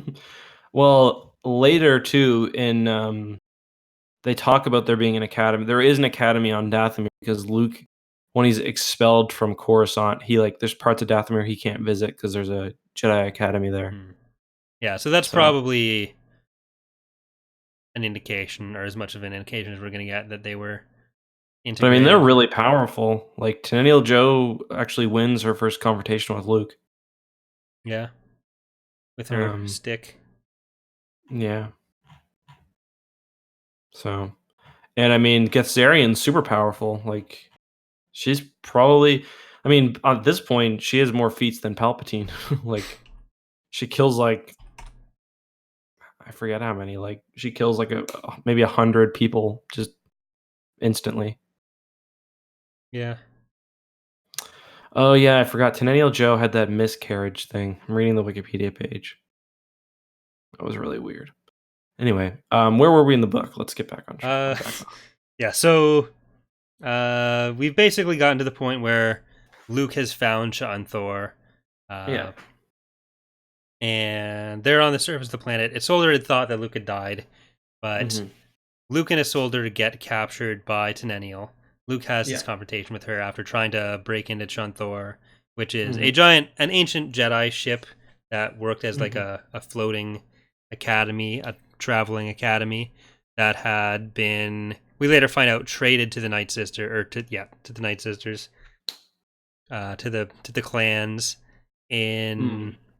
But no one could get inside of it, though. Yeah, they'd given them a bunch of knowledge put into a box, and it was basically, once the Night Sisters are gone, then we'll trust that you can handle this knowledge and someone will read these books to you. Until then, don't look at them. So Leia and Han get taken to the Singing Mountain clan. They accept Leia as one of their own, and she kind of vouches for Han, saying like, "Oh, he saved my life, so he's allowed to be his own person." Because just like Hapes, the Dathomir clans are an old penal colony that had another Jedi who was expelled from the Order, expelled from the Republic, who lived there, and then all of their daughters ended up being Force sensitive, and I guess the men generally weren't, and so the women ended up in the same kind of matriarchal society, and they ended up like, the way they'd choose their mates was kidnapping them. So Luke and Isolde get kidnapped. I heard it was Kathleen Kennedy who actually wrote this into the book. Yeah. It was her, Ryan Johnson, and Fetus Daisy Ridley. Fetus Daisy Ridley. Was she really not born in 94? I think she's younger than us. Oh, God. Which is a depressing thought. Yeah. I think she's like 25. Yikes. Anyway, it's still her fault, regardless. No, she's only a month younger than me. Okay. So infant Daisy Ridley. Yeah, so she was able to weigh in on this. But yeah, so Han pulls a giant worm out of a hole. Which was weird. Story of my life. The woofa. Sure, there's some symbolism there. We don't need to get into it. Ask your parents after the podcast, kids. Yeah. And it's like it's a big one. It's like hundreds of meters long. Yeah, it's a 250-meter giant woofa worm. It's like a Nebulon B almost. Yeah. They use it a little bit. That's where they get their rope. So it's a very important part of Dathomir society to pulling rope. Pull the rope out. That's how the men show their worth. Yes. Pushing rope is something completely different. Don't look that up. Jesus Christ. So yeah, Luke and Isolde are captured by Tenennial. Isolde, as we were discussing, kind of off screen, but this prompts a discussion between Tenennial and Luke, and also Luke and Isolde, where they kind of talk about their society, each's view on their society. Tenennial we get a bit more out of later because she just met them. She's already deeply in love with them though, and is looking for someone to fill the emptiness inside her, which was very melodramatic bit of dialogue or monologue we got from her. She's always showing the guys her boobs too. Yeah, but Isolde gets the sense that is not to appeal to him. It's just they don't wear anything. So good for them. Yeah. But R2 was the one who liked it the most. I kept forgetting he was there. He didn't seem to impede their progress very much, despite being... No, Luke is like super powered in this book. He's like hopping up and down mountains, levitating things, levitating R2. Well, at one point he just pushes R2 off of the cliff into their little encampment. It was only like a meter or two or whatever. Yeah. But it was still not great. R2 Luke saves what's his name's Isolde's Mytil, just because he likes the ship a lot. Yeah. Sweet old fella. But Luke talks to Isolde about Hapen Society when they're captured. He breaks out of his restraints that Tenennial put him in. Is like, you're gonna just have to accept it. I can do this, and I'll travel with you, but don't do that again. So good on Luke. But Isolde gets upset that Luke is treating the Blue Desert people, which are a bunch of lizards. The fact that they call themselves people was, I assume, an issue in translation. Yeah. But Isolde's upset that Luke is nice to people that Isolde would consider below him, as nice as he is to himself and to Tachum. And Luke is like, yeah, you're all alive. I'm going to show you all respect. You're all part of the Force. And Isolde's like, no. He's like, that's stupid. You deserve to die. Yeah. You have dangerous ideas, Jedi. Yeah. Not a nice fella. And then Luke kind of points out that, like, you're not listening to Tachum either, so am I really that bad? Yeah, exactly. And Luke is very into nature in this one. He's like, at the end when he's dealing with the orbital night cloak, he's like, listen, it's not just people down there, it's trees. Yeah, he's very Caduceus Clay. Han's like, nah. Like, I'm good. I'm good, dog. Well, let's just nuke the trees, kid. He's somewhere between Jack Nicholson and... Yeah, I was going to say. I'm all for a Jack Nicholson Han Solo film, if Alden Ehrenreich is ever... Yeah, or if they want to do a flashback in episode 9 and Harrison's not feeling it. Yeah. Here's Honey. Yeah, I don't like that. I don't like that. Well, who do we get to play Leia?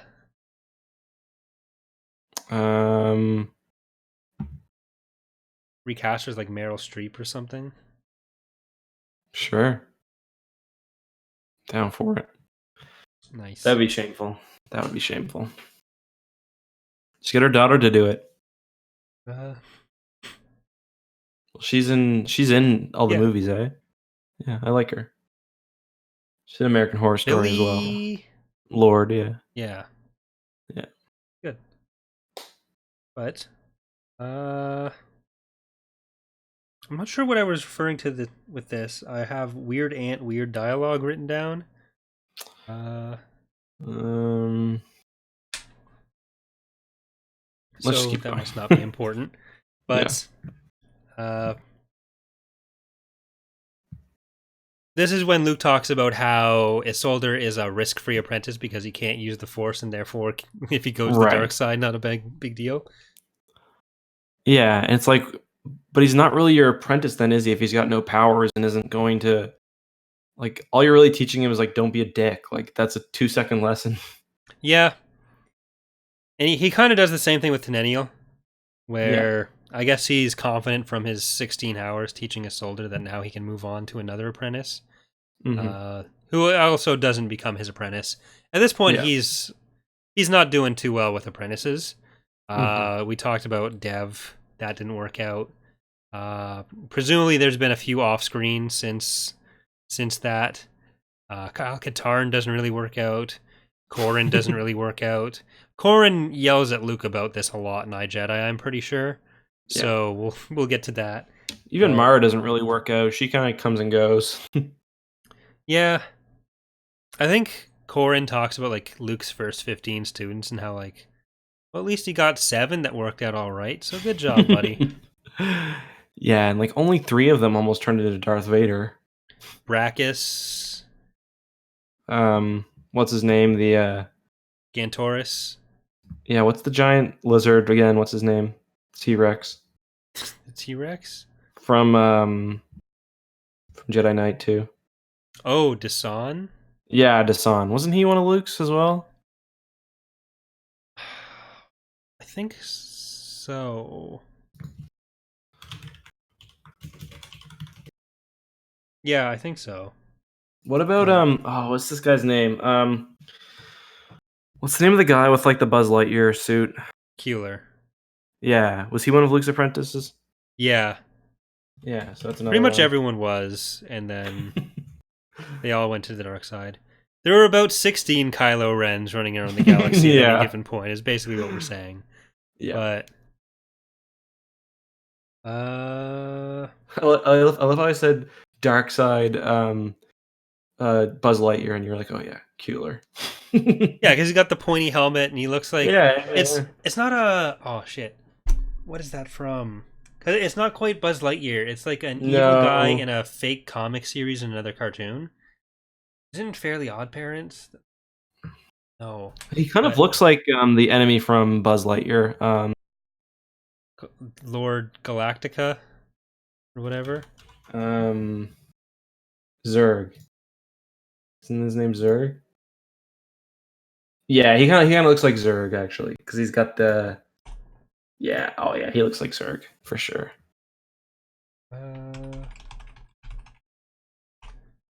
Like, there's someone I'm specifically picturing right now. What's the lore of Emperor Zurg? How did he come to power? That sounds like a great video. Emperor Zurg lore. He's a sworn enemy of the Galactic Alliance. Yeah, good enough. Like the post-Vong War one? yeah, basically. All right. Well, we're on Dathomir. And Zurg were roommates at one point. We're on Dathomir, and Tenennial, Luke, and Isolde get accosted by another Night Sister.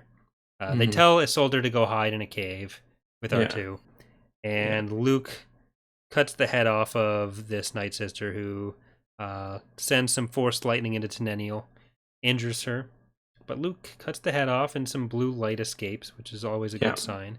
Ocheron. Yes.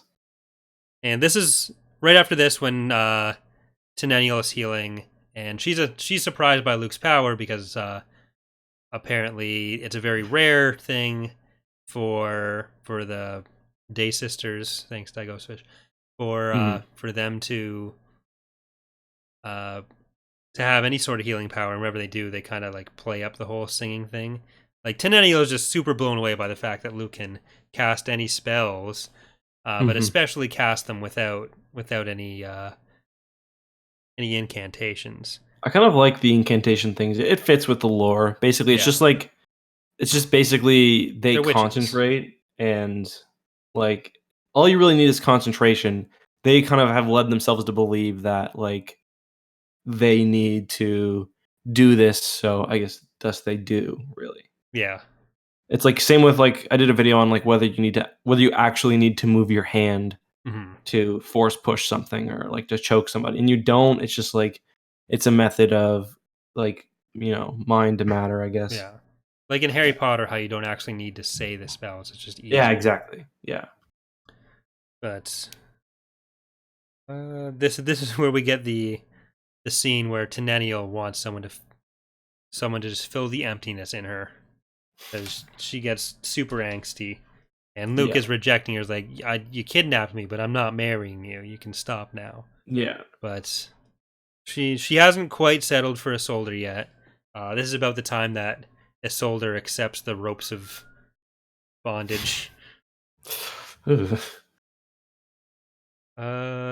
end up back in the Singing Mountain clan, though, and Han is making a deal with the Night Sisters, Day Sisters, and tells Ogwyn that he's willing to give them the planet for a buttload of gems, Leia marrying him, and was it fixing the Falcon? I forget. I didn't write down what the third one was. I think just getting off the planet, wasn't it? Yeah, so. And he was actually thinking that he could blow up the Falcon to stop them to stop the Night Sisters from getting off the planet. Because how they ended up there is that it was a Imperial penal colony, and Zinj was trying to build a base on the planet.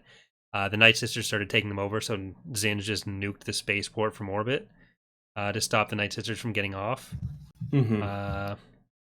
He's scared of the Gethzarian, basically, because she's a bad bitch. She is. She's nasty. Yeah, she like murders the first person that comes down from Zinj's inner circle. So yeah, And she's really powerful too. Like she can basically get in your mind from across the planet, no problem. Yeah, Luke is at a few points in the book is like, damn, is this what it would have been like with Vader if he wasn't trying to just convert me? Because Gatsirin is not fucking around. He's just all business. Yeah, she zaps him once and he almost dies. Like one shot and he's basically done. Yeah. Which I do like awakens like the biggest powers in him possible, where he can pilot and shoot everything at once. Yeah. It's like, what's it called in Dragon Ball Z where once a Saiyan gets... No, where like a Saiyan almost dies on... Is it a Zenko boost? They almost die and then they get way stronger. I think that's just the episode number going up. They get way stronger. No, it's a thing, I swear. No, it definitely is a thing, but like everything makes your power level go up by 10,000 in Dragon Ball. True. But I do like with the whole bombing thing, because at the very first scene when they arrive on Dathomir, the ship is like the frigate they're with gets bombed like from orbit, and you're like, why are they doing this? And then it kind of fills it in nicely. They've got to take down everything that lands just so like the witches don't take it. So that was kind of nice. All right, Zenkai boost. They send in the like the one shuttle. Zinj makes it clear, is like, this is for my personnel. It's gonna be heavily armed. Don't get that. You go in the unarmed one. But she just murders everyone on the armed one and takes it. So it doesn't matter. Exactly. But yeah, so Han offers them the planet and then basically just says, just keep the deed for safekeeping. You can have it now. He's very moody in this. He's like, he's just like, just take it. And they're like, we can't do that. And he's like, well, just hold on to it, I guess. Yeah. And this is when we start getting back into like angsty couple mechanics again, because they all kind of unite soon after this. And they go on like basically a day trip. Yeah, because they're told it was like an ex-Night Sister who wanted to get back in the clan so they could go get some information on how to infiltrate a prison, which is where they thought, or the actual former base with the prison colony, so they could get some parts to fix the Falcon. And they go to visit the other that Night Sister, ex-Night Sister, future Day Sister, Haruka. Yeah, and she's just chilling. They decide they all need to go on this multi-day journey, ride some Rancors over there. And this is where Luke starts deciding he may actually have some feelings for Tenennial, because they're working on the seating arrangements. And Leia senses it too, because she's like, "Oh, I've never." He's like, "Oh," and that's where we get Han's wonderful line of telling Luke that he wouldn't mind Tenennial riding on his Rancor, which it's pretty. I could have done without. Yeah, it's pretty crass. And was that they could have sex? Oh, yeah. So, okay, never mind. That's not so bad then. Yeah. So the Rancor in that being his genitals is what they're. Gotcha. So Isolde climbs up with Leia on the one Rancor. Luke and Tenennial are on another, and Han is with Chewie. So there's some kissing that goes on around each other, even when they're already in the process of switching partners. They have an actual a good conversation in this about the power structures of their respective societies, and I think this is where the you're so dumb comment comes in, with the soldier saying he has absolute power. Yeah, she just turns around and laughs at him. Yeah, you're so dumb. And this is kind of where Leia also starts to be like kind of jaded with the soldier. It's like, oh, so he's not. He doesn't actually love me. He just loves the idea of me. Plus, he starts to be like, when he interacts with Han, he starts to be kind of a bit showy and a bit just kind of a. Both of them do that a lot, and Luke and. But it's more endearing when Han does it. Yeah, because that's his entire personality. He's got nothing else to go for in the world. I just think that Han should really appreciate the friend he has in Chewie. Yeah, because like Chewie's always there. Chewie's got a family. It even says at this point, in this book at one point, Chewie's got a family, and he's like, he's here with me, and like he's furry, he's a good snuggler probably. Like, screw women, just hang with Chewie. Yeah. Yeah. Maybe he should be taking that as a sign that maybe Chewie's not the best because he's ditching his family the whole time. That's true. That is true. So after crap, that, we missed the old flirt Yoda comment from.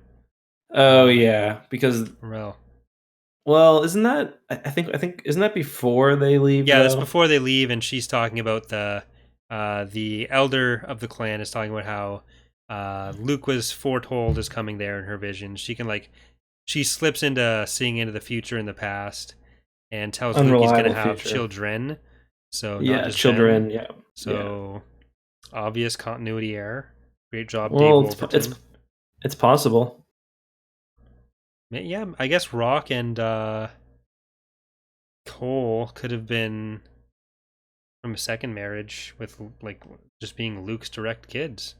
Or maybe Luke just liked hooking up. Why did you have to be married, Corey? I wasn't married when I had a kid. Yeah, but wow. Yeah. Wow. This is a Christian podcast, so I frown upon your life choices. Suddenly my cozy comment doesn't look so bad, does it? You're the one that's projecting with this. Wow. Well, I'm very sensitive about you're a very important man in my life, so. Well. Wow. It is also possible that maybe Luke had a or that Luke hooked up with someone and he just didn't know. Yeah. It's possible. What are the top character options for this? Okay, we got Computer Girl. What if Tenel Ka is actually Luke's? Then that whole thing with Jason is really uncomfortable. Yeah, because it ended up so much better without that. Because I guess they'd only be first cousins. For Star Wars, that's not that bad. Yeah. It turns out that everyone's related anyways with like everyone's related in real life regardless, but it could be Lumaya. The most 2 degrees of separation there. Lumaya? I think Lumaya is actually the most likely one because they could have done the dirty before she disappeared. Yeah. And then and then when she was gone, she could have had the baby. And then Makes sense. When she was or it could have been. Is there a character that is likely to be Luke's illegitimate child, though? Who just doesn't know they're a Skywalker? What if, oh shit. Kip Durin. No, not Kip. Cage doesn't work out. Can't be Kip. It's that guy who shows up in Vector Prime. Like the Poochie of Star Wars, I called him before. The annoying one. Oh. You mean the show off, the Jedi? Yeah. What's his name again? Can't remember his name. Are you getting your book? Is that what you're doing? It is like Cool McSpace Dude or something. Worth Skitter. Yeah. Yeah. That's Luke's son. That's why Luke keeps him around. Possible. It's possible. Hey, we'll have to keep that in mind when we get to Vector Prime. Yes. But they end up infiltrating the prison by using some harvester droids, which were Hapen export droids. So the Hapens apparently do have more contact with the outside galaxy than they'd have us believe. So maybe they bought the X-Wings from Encom directly. Yeah, it's possible. Or someone could have smuggled them in or something. Yeah, so that's what we get for assuming. Yeah. So that's another lesson for today, guys. I'm just... Wow. Yeah. They break in... Sorry, go ahead. I was going to say, the Hapens also really quickly joined the New Republic, like, no problem. Yeah. I'm marrying this other lady, and also we're joining the New Republic. It's like, all right. Okay. I have nothing to add because there's no pages left in the book. Yeah. But yeah, so they get into the prison where they are going to try to get the bits to fix the Falcon, and they find the nicest laundry tech ever. Mm-hmm. Yeah, that guy's really sweet, isn't he? Hope he survives. Luke tries to mind trick him, and Leia's like, "Don't do this. You're bad at this." Maybe you can find out his name though. Yeah, I like too how they're sneaking in and like Han's like eating all these berries and stuff. I eated the purple berries. Like, yeah, they use that for to make disinfectant. Like, those are not edible. It's like the birdberry bushes.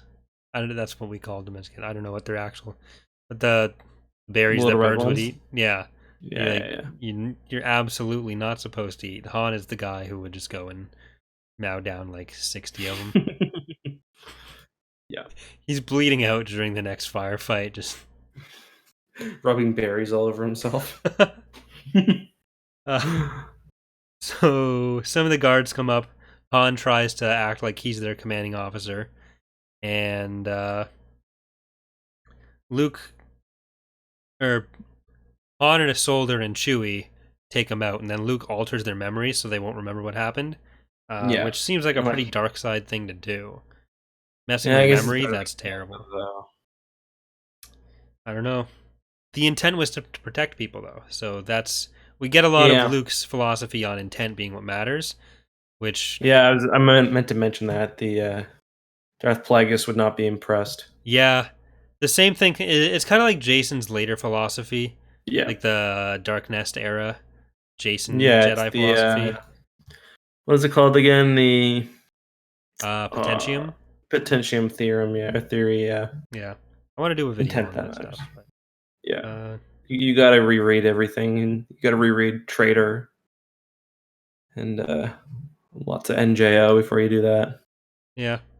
Or you just read Wikipedia like everyone else does. Yeah, I could just read the actual articles into. I could do text to speech. I don't even do anything. You just read the article, like as long as you change one or two words. That's what I've seen. Welcome to Eckhart's Footstep. It's funny though when you watch a YouTube video on like a lore video and then you control F certain words on the Wikipedia page, like weird words like inexplicably this happened, and then like you control F the Wikipedia page and it's the exact same thing. Like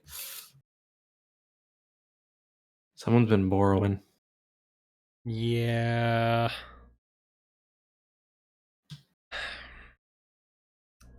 So why do I do it the hard way? You don't really need to be honest. I could just make so much money. Yep. Citation needed. Oh, we didn't talk about the Hapen capital ship. The what's the big one called again? Like the Starhome? The Starhome, yeah. Pretty cool description of it in this book. Yeah. Well, the traveling palace. Yeah. Yeah, it's like thousands of years old and really a piece of shit, but it just looks cool. The giant starfish. Oh. It is in the thumbnail for the video here, along with one of Valerie's designs. So snuck in, fanning technically. But I don't like that. Hey, what you get? Don't like that. But yeah, so we're into the prison. They end up finding a YT-1300. Yeah. Made out of 3 other YT-1300s. Almost finished. Doesn't quite fly yet. Doesn't it have tie parts as well? There are tie parts in there. I don't know if it said they were attached to it. Yeah. So, but it's a piece of junk, like even more than the Falcon. Yeah. And it's not space worthy, but it can still fly. Like they still fly planet side with it, but yeah, they fly over a river or over a lake and then ditch it. But they're being kind of chased by the Imperials or the Gethzerian Night Sister faction at that point. But now that plus they're always worried about being spotted from space. Yeah. And I think they're flying like 5 feet off the ground. Yeah. And they're trying to get the parts so they can just fix the Falcon with it. I think they do explicitly mention that the sensors are functional. Yeah. That's Which very is like important. That's what you really need. Sensors. Yeah, I don't understand. Like, I feel like they could have made it out with just that coolant. Like they say they need sensors, shielding, and but like the shielding, like are meteors really that common? Like spaceships fly in real life without those. So I don't know. Yeah, coolant, meteors, and sensor technology is what they need. Or sorry, coolant, shielding, sensor technology. They don't need meteors. You're talking. No meteors. Am I just not understanding the word he's saying? I'm gonna nod like I am. Oh yeah, that makes sense.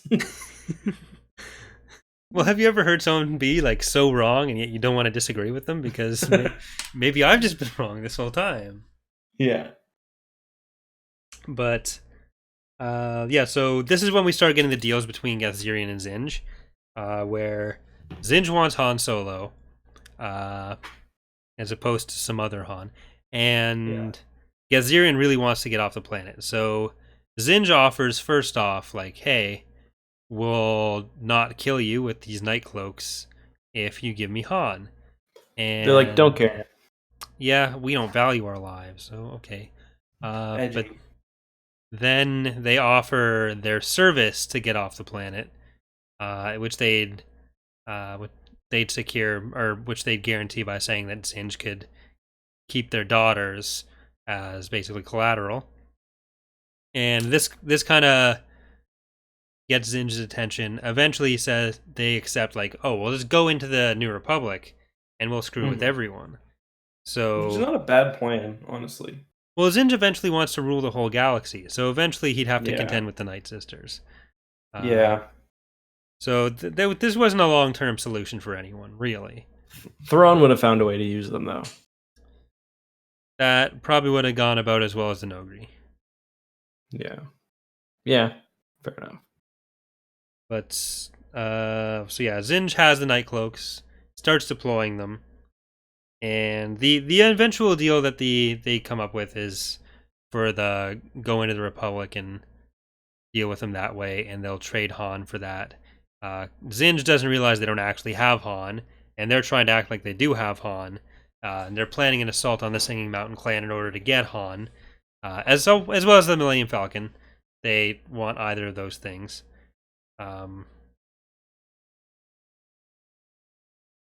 Yeah, that's where they get the shuttle plan.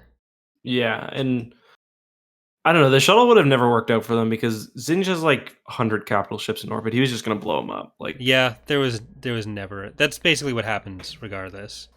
Yeah, where Melvar comes back down to switch the shuttles. This is where we get the end of Melvar, who has the vibranium nails that didn't really come up before.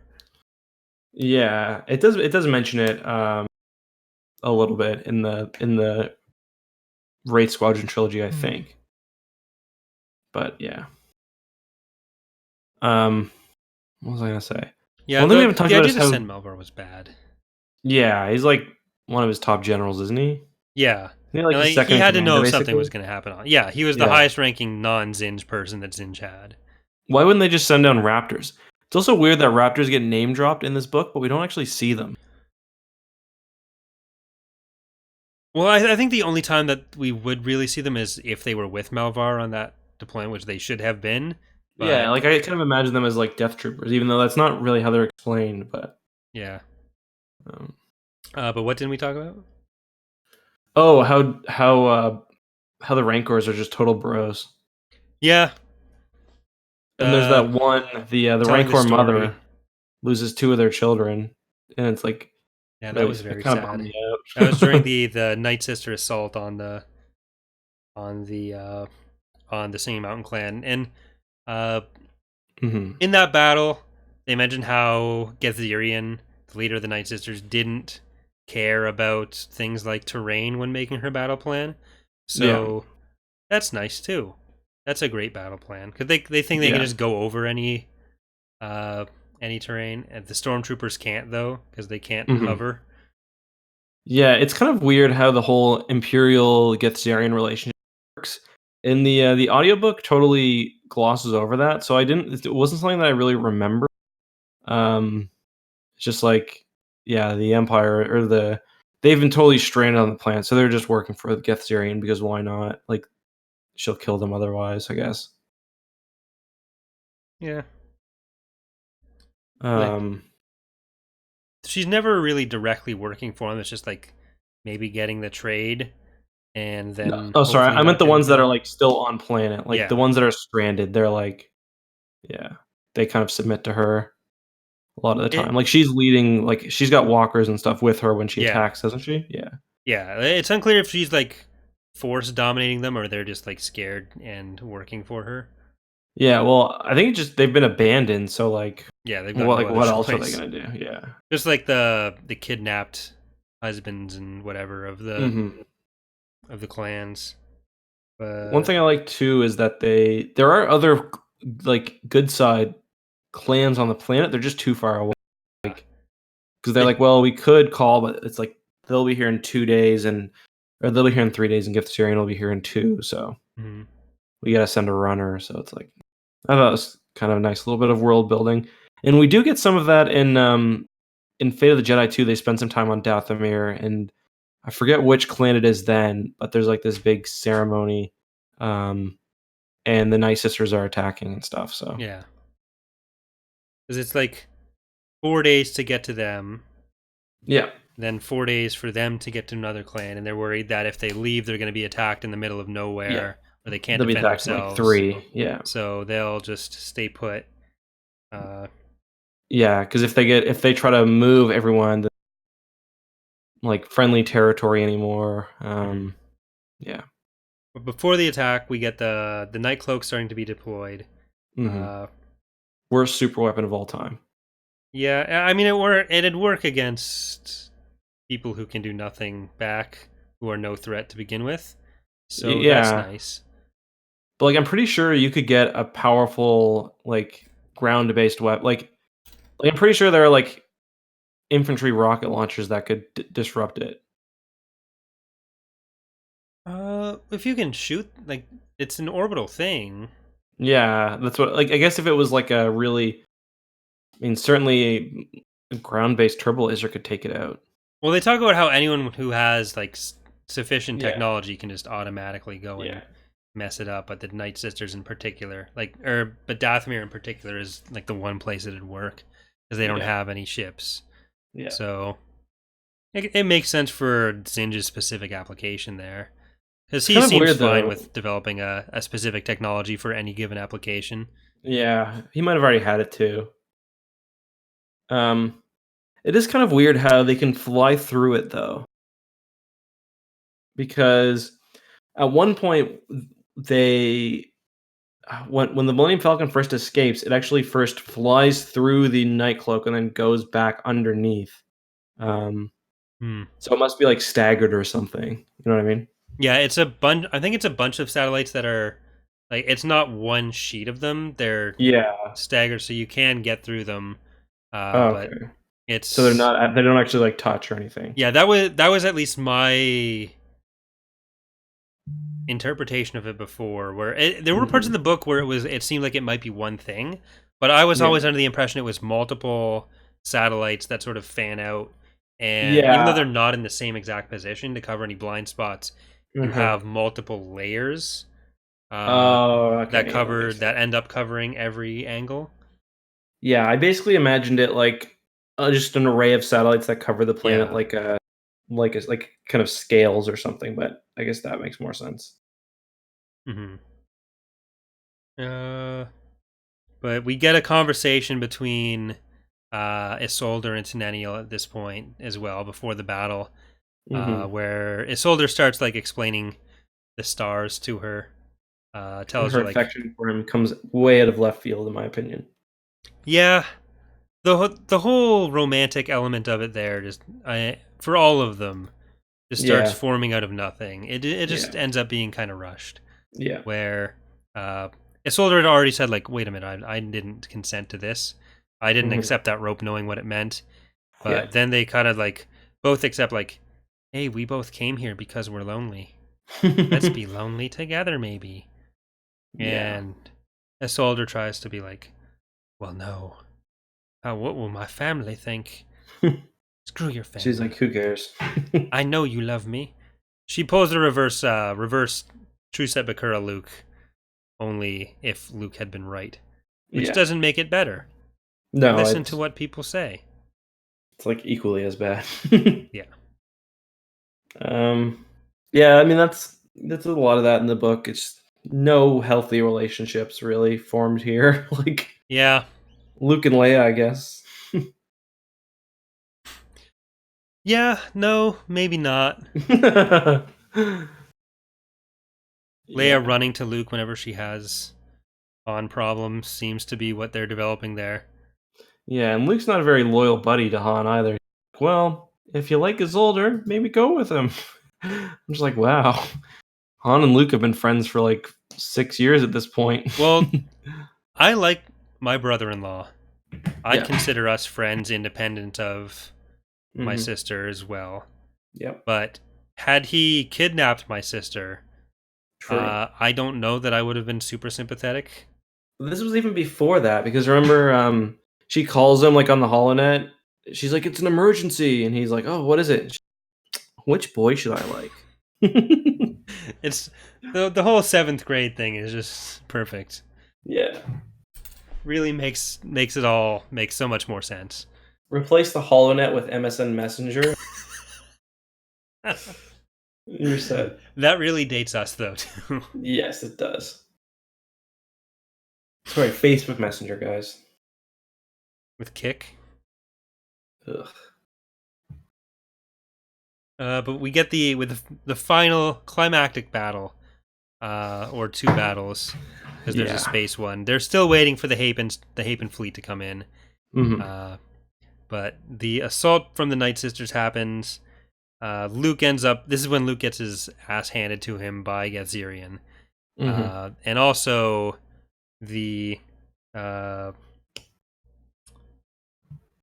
Tenennial Joe has a brush with the dark side, and she just like bruises her face, loses her force shit on these other Night Sisters. Yeah, she like throw the corpse of one basically like down a hallway. She throws the corpse of one of her clanmates at the Night Sisters using a gust of force wind down some stairs, and then Karana T's like, "What Tenennial?" And do you think? Because doesn't Luke kind of heal the bruise of one of the others that get bruised? The one that they find in the middle of the woods, doesn't Luke kind of heal that? So, like, do you think he can fix that for her? The dead Night Sister or the blood vessel? No, the blood vessel. Earlier, like Luke helps that one that's like in the middle of nowhere. Yeah, that they go to. He helps. I think. Yeah, he probably can, but that would heal as well. Just anyways, it's just the other Night Sisters are doing evil, ragey crap so often they stay splotchy. Gotcha. Because you can like pop a blood vessel in your eye and it'll heal eventually. But yeah. Okay. It's fine. It's nothing to worry about if you just like pop a major artery. Just stop doing it. What you're doing now, it's not okay. Stop it. Stop it right now. Hey. No. What's that LeBron James commercial? Or sorry, Michael Jordan commercial where he's like, "Stop it, get help." It was like an old McDonald's commercial for like drug addiction, I think. I don't know. This is news to me. He's like, "Stop it, get some help." It's like Michael Jordan from like the 80s or 90s. It's really good. Yeah. But yeah, Tenennial does the same thing where she's like, "I'm gonna heal you now." After I lost my shit on the other ones and decided maybe that wasn't the right thing. We'll close out the podcast with another dramatic reading of 3PO's other song. Don't worry about it. But yes. Yeah, anything else with the battle? Like by this point, Luke has been Just force blasted by Gazirian. Yeah, Canenio goes angry. Yeah, so Gazirian almost kills him in one shot. Pretty impressive display of power. Then he uses the power of magic and love, and he comes back to full power. He basically does a Dragon Ball Z Zenkai. Lend me your energy thing. Okay, yeah. And the trees and stuff come through. I don't know, kind of a cool moment. It's not really how the later books treat the Force, but I think it's kind of like what the movies would do. Yeah, he's really good at piloting now. That's what his Force power is. That part's pretty cool. He's basically controlling the entire Falcon by himself. Yeah. Who's flying? It must be a soldier. No, this is Luke. Who's shooting? Yeah. It's Luke. Who's making coffee? Luke. Who's lowering the shields? Luke. Who's checking my prostate? Luke.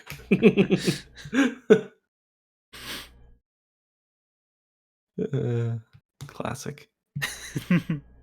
That is also after Han almost dies too.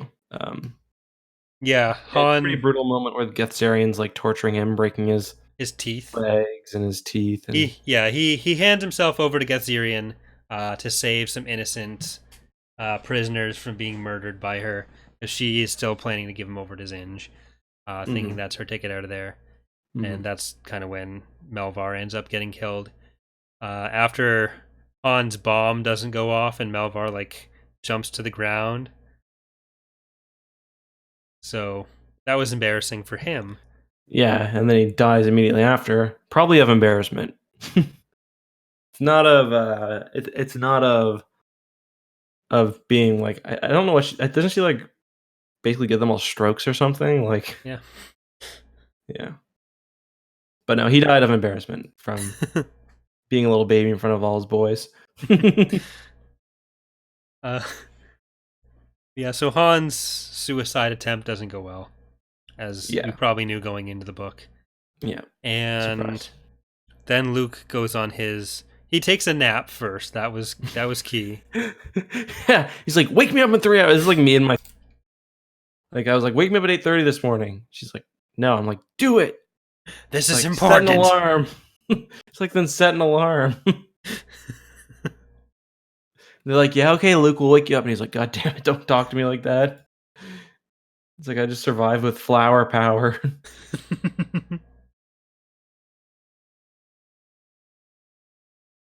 Does he have anything with an alarm? Can he just set R2? Yeah. Why don't you just, like, R2, shock me, like, in the testicles until I wake up? Okay. You'd think when he's going to, like, super force channel like that, he probably wouldn't need sleep. Like, I can absorb all of nature, but only if I've got a solid 3-hour nap in. Yeah. This is very specific, too. He's like, 3 hours. Like, okay, we got to be up. We got to go get Han. He's like, no, I got new episode of 9 Day Fiancé to watch on TLC. Can't miss it. I can't miss it. Yeah, I assume it's like some sort of healing trance is how we're going to describe that, but... I like just a nap. That's the definite preferred answer. Yeah. But we... was the 16-year-old during the previous battle or the end phase? It's like when they're on their way back from the prison. Like they're okay, so it was already okay, so I guess we should touch on that. That's when she loses when one of the Rancor loses her first child. Right. Gets his arm, and she just like Luke like gives the Night Sister like 10 opportunities to surrender, and then the Rancor. And these Rancors are described as being way bigger than the ones at Jabba's. Yeah, I think they say they're like 15 meters or something. It says they're really tall, but yeah, just collapse it. Yeah, she just like looks scared and then keeps trying to attack Luke and mess with his lightsaber, and it's like she's gonna kill him basically. Yeah. And like that's the closest anyone ever gets in Star Wars to killing Luke. And Luke has some weird moments where like in this book he's like, yeah, don't use aggression, don't give into the dark side. And then at one like, well, the first thing he does when he lands on Dathomir is he decapitates something. Decapitates that Night Witch. I mean, she was being pretty evil, but it's just like Luke is like very technicalities sometimes. Like as long as they attack me first, I'm good.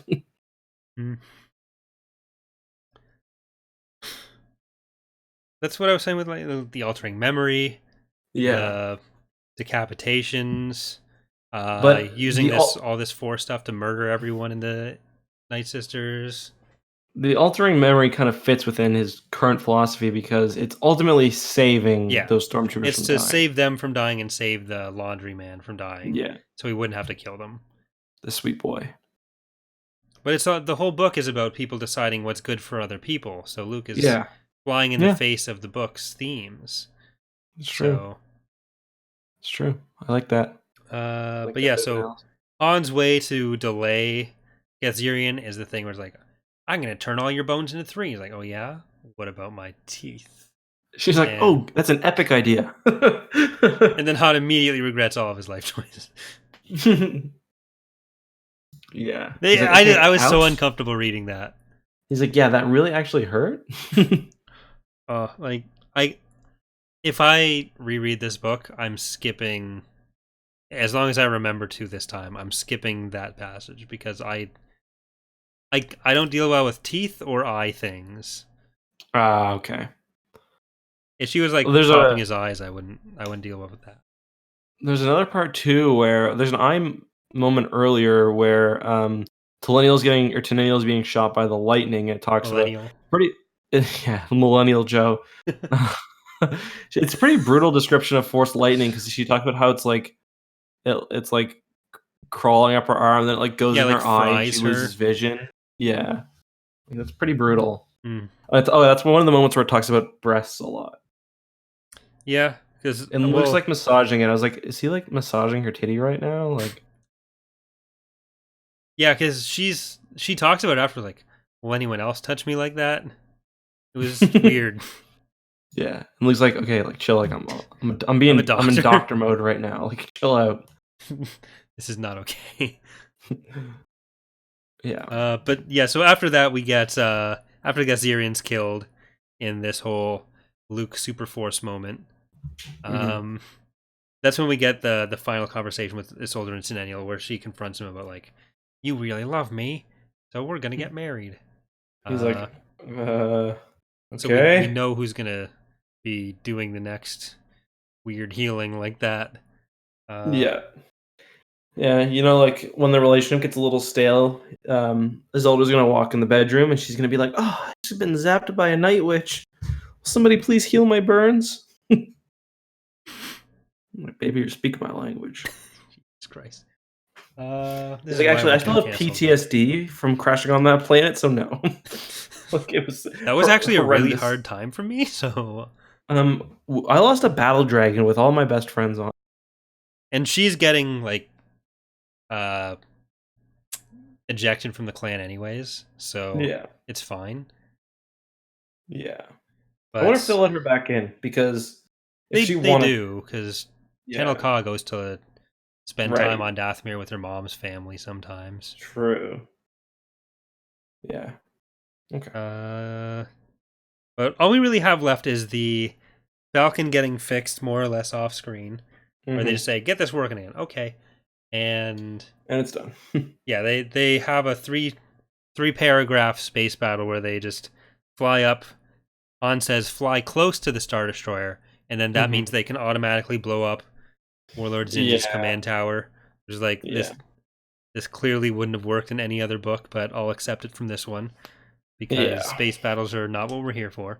And he says, "Kiss my Wookiee," so it's fine. Yeah. We get the call back. That later gets called back by the call forward. So that's good. And then we get the wedding. Yeah. Which, like, I know it sounds like I'm rushing through that, but this all happens in the space of about 3 pages. Yeah. The Hapen fleet did get there when they were down on the planet having their own ground battle. So there was a lot of space battles happening. The interdiction mines too, which is kind of a unique concept. So the Hapen battle dragons all have pulse mine gravity generator things, which traps them as well, which is going to be really hard for us to code. But they just are you actually going to try to? Yeah, I'm pretty sure I know how to do it. Probably, but She's like a trick it to think that there's like a fleet coming or something. Yeah. Yeah. But the Habens just clean up pretty quickly. Mm-hmm. After Zinj is dead, they kind of expect the Imperials to surrender, and the Havens talk about capturing all the Star Destroyers they can. But we just kind of like cut forward to Han and Leia's wedding. Isolde and Tenennial get like front row They seats get at prime seats. Yeah. which to me was like, no. Yeah. Like, definitely not. Mon Mothma was just sitting in the back, just fuming. Wedge, Mon Mothma, like yeah. Like all of Han's friends, Lando. every character from every other book yeah. they knew for longer than 3 days. It's like the rule of like don't have your exes at your wedding, even if you're still friends, that they violate just flagrantly by making them their Sit in best the front man. row. It's like not even exes. It's like you got lucky. You got lucky. She found a mountain woman. Yeah, or he found a mountain woman. it's just so many unhealthy relationships that go on in this. Leia's in the Falcon, like, oh yeah, I choose you, and she's like, look to Luke, like, yeah, they're going together, right? Like, Tenennial, like she convinced him, right? Okay, good. Yeah. Oh, this is how. And Tachum is like super upset about Tenennial getting married to her son. Yeah, but it's one of those that happened moments where Tenennial Joe tells her off so bad, and then everyone stands up and starts clapping, basically. Yeah. But I love the when they kind of out Tachum as the one that put the assassination order on Leia. Because it just reads like a Scooby-Doo resolution. Yeah, where Luke is literally lifting her mask for some reason. Yeah. That's right. I put the hit out on Leia, and I would have gotten away with it too if it weren't for you meddling kids. Oh my god. What I really didn't get about that was the whole Leia's a pacifist thing. It's like she shoots so many people, and she's leading the war effort. Yeah, like Leia has a Star Destroyer. Like, yeah, and like Tachum, for anyone who didn't read the book, I don't know how much you're able to follow what we're talking about, but one of the reasons that she wanted Leia dead is, well, mainly because she's a filthy Democrat, and she would have had elections in the Hapen systems in 10 years, which was a big no-no, but also that she was a pacifist, which doesn't fly with anything we know about Leia. Yeah, Leia's like, later in Legends 2, Leia's like the one pushing for further militarization. Yeah. The New Republic. In both continuities, she's like... Yeah, and in canon as well. She's just a straight-up general in canon. Yeah. Yeah, she's certainly not like a wilting flower or anything. Like, she's pretty badass. And she's force sensitive, which I guess is probably one of the things that bothered. Well, she might not have known. Tachum might not have known, but then later, Tenennial Joe's like, okay, we get that you don't like Jedi grandchildren. She's like, yeah, all right, that's okay then. Then Isolde's like, yeah, we're joining the New Republic, and they don't, but they wait until the Galactic Alliance. Yeah. They help the New Republic a lot of times, but yeah. They become nice trade partners. Yeah. The Queen Mother's eyes narrowed. Oh, your aunts have committed their share of murders. They're every bit as dangerous as you believe. But Leia's a pacifist. I couldn't let you marry a pacifist. She'd be too weak to rule, don't you see? Papes had a stronger military presence before the rise of the Empire, as I always advocated. We never would have fallen to the Empire. Mealy-mouthed pacifists and diplomats nearly ruined our realm. And then Isolde starts thinking like, oh, did you murder my brother? She's like, we're not talking about that. Yeah, that just kind of that's like swept under the rug, and yeah, that's Tachum. Well, I mean, it pretty heavily suggests it because he was murdered. The guy who murdered his brother killed himself in jail, so she probably set that up. Yeah. Like my last thing I wanted to talk about was just that Luke almost falls for a red-headed warrior woman, and we never see that happen again. No, it was pretty unique to this. Any last points for you before getting into the emails for this? No, I think we covered all of it. I mean, yeah. Let's talk about emails. Let's do our rankings, and let's let fine people go. All right, but what about our emails? All right, you want me to? Oh, aren't you gonna sing the song? Do you want to do that now? I guess I'll pull that up for anyone who wants to drop out for the emails. There was one that I got right as I was putting the notes together. The last email there from Jacob. Okay, let me just pull them. Just a second. It's all on the notes now, so we should be. Yeah, my thing. Unless someone. Just a second, my thing just crashed. Okay, so I'll read them in order, I guess. So we'll do the song now. Okay. Do you want to read this one, or you should do it? You're much more interesting to listen to than me. It's true.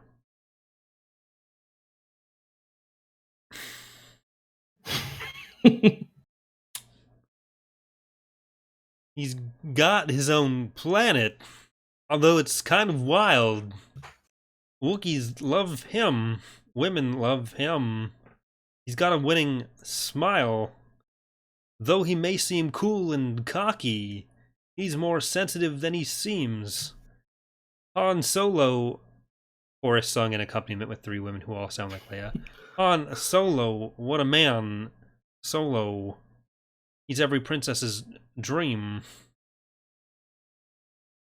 Is that Christopher Walken? Christopher Walken? Walken. Sorry, in Star Wars mode. Christopher Skywalken, yeah. Yes. Was that what that was, though? Yeah, sort of. I don't want to talk about it. We can move on now. All right, well done, Corey. You want to handle the first email then? Yes. So Neil says, "Hey guys, have been following along on your book club." Put that in quotes for some reason. Don't know why. Neil, what's up, buddy? I think it's great. It reminds me of high school for the books I've read and has gotten me back into the books I missed. That's great. I will say against your advice because I work and have 2 kids. I've been doing the audiobook route, but it's better than nothing. Agreed. Sometimes the audiobook sucks, but I totally understand what it's like. I'm sure Corey does too. Like if we weren't doing this as part of our job, we wouldn't be able to. Yeah, it's a big commitment. That's why we try to go through more point by point. So even if we don't have time to cover everything, we're 2.5 hours into this podcast. You're getting the gist of it. We try to make sure even if people don't have. And I will say this audiobook covered basically everything, so you're pretty much good for this. Yeah. This was one of the books I missed when I was younger. But my question is, when you heard C3 talk about Han's lineage, it did not seem as if he was trying to canonize the plot of Spaceballs, minus the 4-inch cookie again. What do you think, Corey? I don't really remember that plot point. It's been 20 years since I've watched Spaceballs. That's one of those movies I've only ever watched on TV. Yeah, I think I record I taped it back when that was a thing. Yeah, I put an actual tape in my VCR when it was playing on TV, and I recorded it that way. So I saw it a couple times, but it was so long ago now. Maybe we'll do a thing for it sometime. That would make sense. Anyway, a note about Krytos. This has bothered me since the first time I read Krytos back in the day. I know it's not your guys', but the idea of a prison being upside down seemed to be the biggest MacGuffin ever to MacGuffin. If it is upside down within the ship, it doesn't matter which way Korn would dig. Eventually, he would hit the bulkhead. Again, I'm an audiobook guy, so if it explains it in that way, that's cool. By the way, you're right. You look different than what I expected. Then I realized, okay. Yeah, I mean, that is right, I guess. No matter which way you dig in the... he's talking about in the Lusankia, how it's upside down. I think it was... they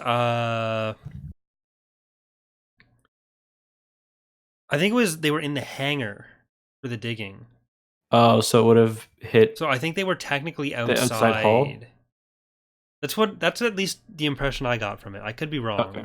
But I think that's what it was. And yeah, if anyone does have any questions they want to put in the chat while we're doing this, that'd be what we do right after. So, next one's from Callum. Do you want me to read this or do you want to? This is just a few points for us. So, no real question here, but Callum says, whenever Zinj is mentioned, all I can think about is Danny DeVito in a Grand Admiral's uniform with a funny mustache. So that's a good point. And congrats to Eck for getting married. Oh, Also, thank you very much. after all this, Han is going to have an awkward time explaining to his kids that he had to kidnap their mother to get her to marry him. Yep. Which, as we know, kidnapping is the new dating. So, and the solo children are very familiar with being kidnapped anyway, so they probably they spend most of their time kidnapped. Yeah, best? and not with their parents. So, so thank you, Callum, for that email. Next up, we have Jacob. He says, "Hey, just realized you guys are doing Tapcaf tonight, so I thought I'd try to question. How does this Dathomir rate compare to the Dathomir from the Clone Wars? Can you rectify the differences, or do you view them as completely separate? One thing I found interesting was a couple of mention of red sandstone and far off deserts, which could be seen as where Talzin's clan comes from. Dathomir is certainly like a lot more. It's like a lot less of a nuanced evil in the Clone Wars. Like it's just like it's funny too because I just played Fallen Order and one of the planets in that game is Dathomir. And when I played it, I was literally reading Courtship that day, so I was like, this is kind of weird. But yeah, Dathomir and I guess you can kind of reconcile them to a degree, but I kind of read Dathomir in this as like a kind of like an Earth-like planet. Dathomir in the Clone Wars is like a lot more overtly evil, I think. Mm-hmm.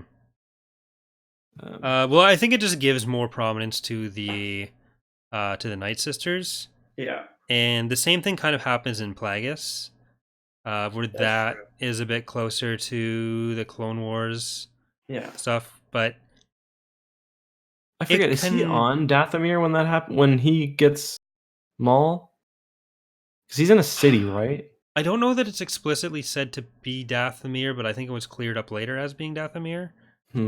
But it's kind of weird. I think it can all still work about as well as anything else that's depicted multiple times. Anything that's been that old and that has been brought into canon. Besides Coruscant. Coruscant was perfect. Besides that, the timeline can be a bit weird, and how they split off may change a bit, but I don't think it's like anything that's really too important. The Night Sisters have a bit of a longer history than that too, because there was a recent thing that someone put on Twitter. I don't think it was Pablo Hidalgo, but they talked about some of how they were originally introduced and then how it got developed. Yeah, I saw that. It was pretty interesting, and so the depictions of them definitely evolved over time, and depending wasn't on it actually Galaxies, the game that kind of helped with the Clone Wars depiction? Or am I imagining that? Yeah, because it like started with retconning some of the stuff from like Ewoks. Yeah, I think Ewoks or Holiday Special. Yeah, which then kind of got combined with other stuff in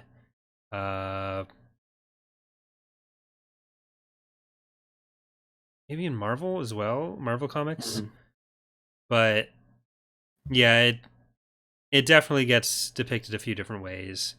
Yeah, and Dathomir Clone Wars is far from the first thing to do that. So, yeah, in Star Wars Galaxies, it's purple, and they describe it as purple a few times in this book too, purple or blue. Yeah, but I believe I've seen, because I think Gethzarian is in Star Wars Galaxies. Yeah, that's where the weird picture of her is from. Right, and doesn't she have kind of a like the headdress? It's kind of similar to what the Night Witches have, isn't it? Maybe, I don't know. Yeah, it's fairly pointy, but she got more of like an ornate dress in that, I think, than like the hides and skins that. And we don't get like the zombies or anything in this. The Night Brothers aren't really in it. So it's pretty different. But it seems like, I mean, with a lot of things, like George most likely just liked the idea of the planet, and beyond that, probably didn't really care whether it matched the EU. He kind of probably just, which he did with like a lot of things. But no, if George had kept Star Wars, then the sequel trilogy would have been based on Legends. Yes. How dare you suggest otherwise? Yeah. I'm sure George was... I think George was actually wanting to do a Swarm War. Yeah. George Does a Swarm War is my favorite Star Wars. George Does a Swarm War. Yeah, that was right after the Mara prequel.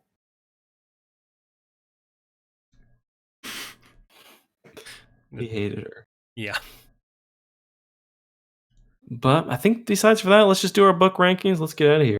Yeah, it's getting fairly late. I'll go first. Sure. I really enjoyed this book, like a lot. Really stupid, but super enjoyable, especially because it's like pure fantasy, unlike any others. For me, I am putting it under Wraith Squadron, above Solo Command. So I thought you were going to put it higher than that, based on that. I thought I was there. too. You know what? Yeah, I think I will. I'll put it above. I'll put it because I don't want to have it above the entire Wraith Squadron series. So I'll put it under Iron Fist, I think. Mm-hmm. Yeah. What about you, Corey? Give me your thoughts on the book too, because I already talked about mine. I'm curious to hear what you think. Yeah, I kind of went over what I thought it did well, which is like matching the tone of the original trilogy. So as a Star Wars, like, it's a really good Star Wars book. Mm-hmm. And it's probably something you could recommend to people who are just getting into the expanded universe, kind of the same way we talked about Truce at Bakura in that way. Right. Yeah. But as far as like where I'd put it and how much I like ranking it just based on my own personal enjoyment, which is more or less what this is. Definitely. I would probably... So right now, I guess we should probably mention like what that puts our rankings at. So now Justin's looks like 10th Kratos Trap, 9th Truce at Bakura, 8th Solo Command, 7th Wraith Squadron, 6th Courtship of Princess Leia, 5's Iron Fist, 4's Wedge's Gamble, Back to War, Rogue Squadron, and then Plagueis first. Mine is currently Kratos last, Truce of Bakura, Wedge's Gamble, Solo Command, Rogue Squadron, Back to War, Wraith Squadron, Iron Fist, Plagueis. I'm probably going to put it below Wedge's Gamble. Mm-hmm. So that'd put it as my... Or 8th, yeah. As my 8th. So 2. So above Truce of Bakura and Kratos Trap. It's tough because the X-Wing books are all kind of starting to meld together for me. Yeah. Like, I'm gonna need to read summaries of them all again, just so like I can remember which is which when I'm ranking. But yeah, I think I'm happy with that. Yeah, like I enjoyed it. The dialogue was one of the things that kind of... It was very simplistic. Like, it's melodramatic. Yeah, kind of weird. But a lot of times it's like so informal, it's kind of odd. Like the Queen Mother will be like, well, we are going to go get him, or like, well, that's a bad example, but like, just like she talks very, very simply and very informally. Like, it's hard to explain, but yeah. But yeah, good book. Next week we're doing, next episode we are doing book 1 of the MedStar Duel, right? Yeah, so we're going to be doing MedStar, and then I think we're going to be going to the Thrawn trilogy after that. Right. So the next episode will be on the Halloween. Are we doing that? I assume you're going to be... Yeah, I'm be doing rental stuff. Spooky stuff. We'll figure it out. It'll either be the 30th. Oh, let's say the 1st. Let's say the Friday. Want to do it on Friday? Yeah, tentatively, or we could do it next week if you wanted. Maybe. So the MedStar books are actually fairly short. Okay. They're 300 pages, as opposed to like 400, which this was. Mm-hmm. I wouldn't have a problem with doing it next week and then starting the every other from that. Cool. Let's do that. 24th then. All right. So that next episode will be on EckhartsLadder. There are links to all of his channel. It's saying it'll be on EckhartsLadder just sounds weird because it'll be on EckhartsLadder's ladder. It's on my Rancor. God. I'm glad the episode's over now. Me too. Yeah, the next episode will be on EckhartsLadder. All right. Thanks for watching, everyone. See you guys next time.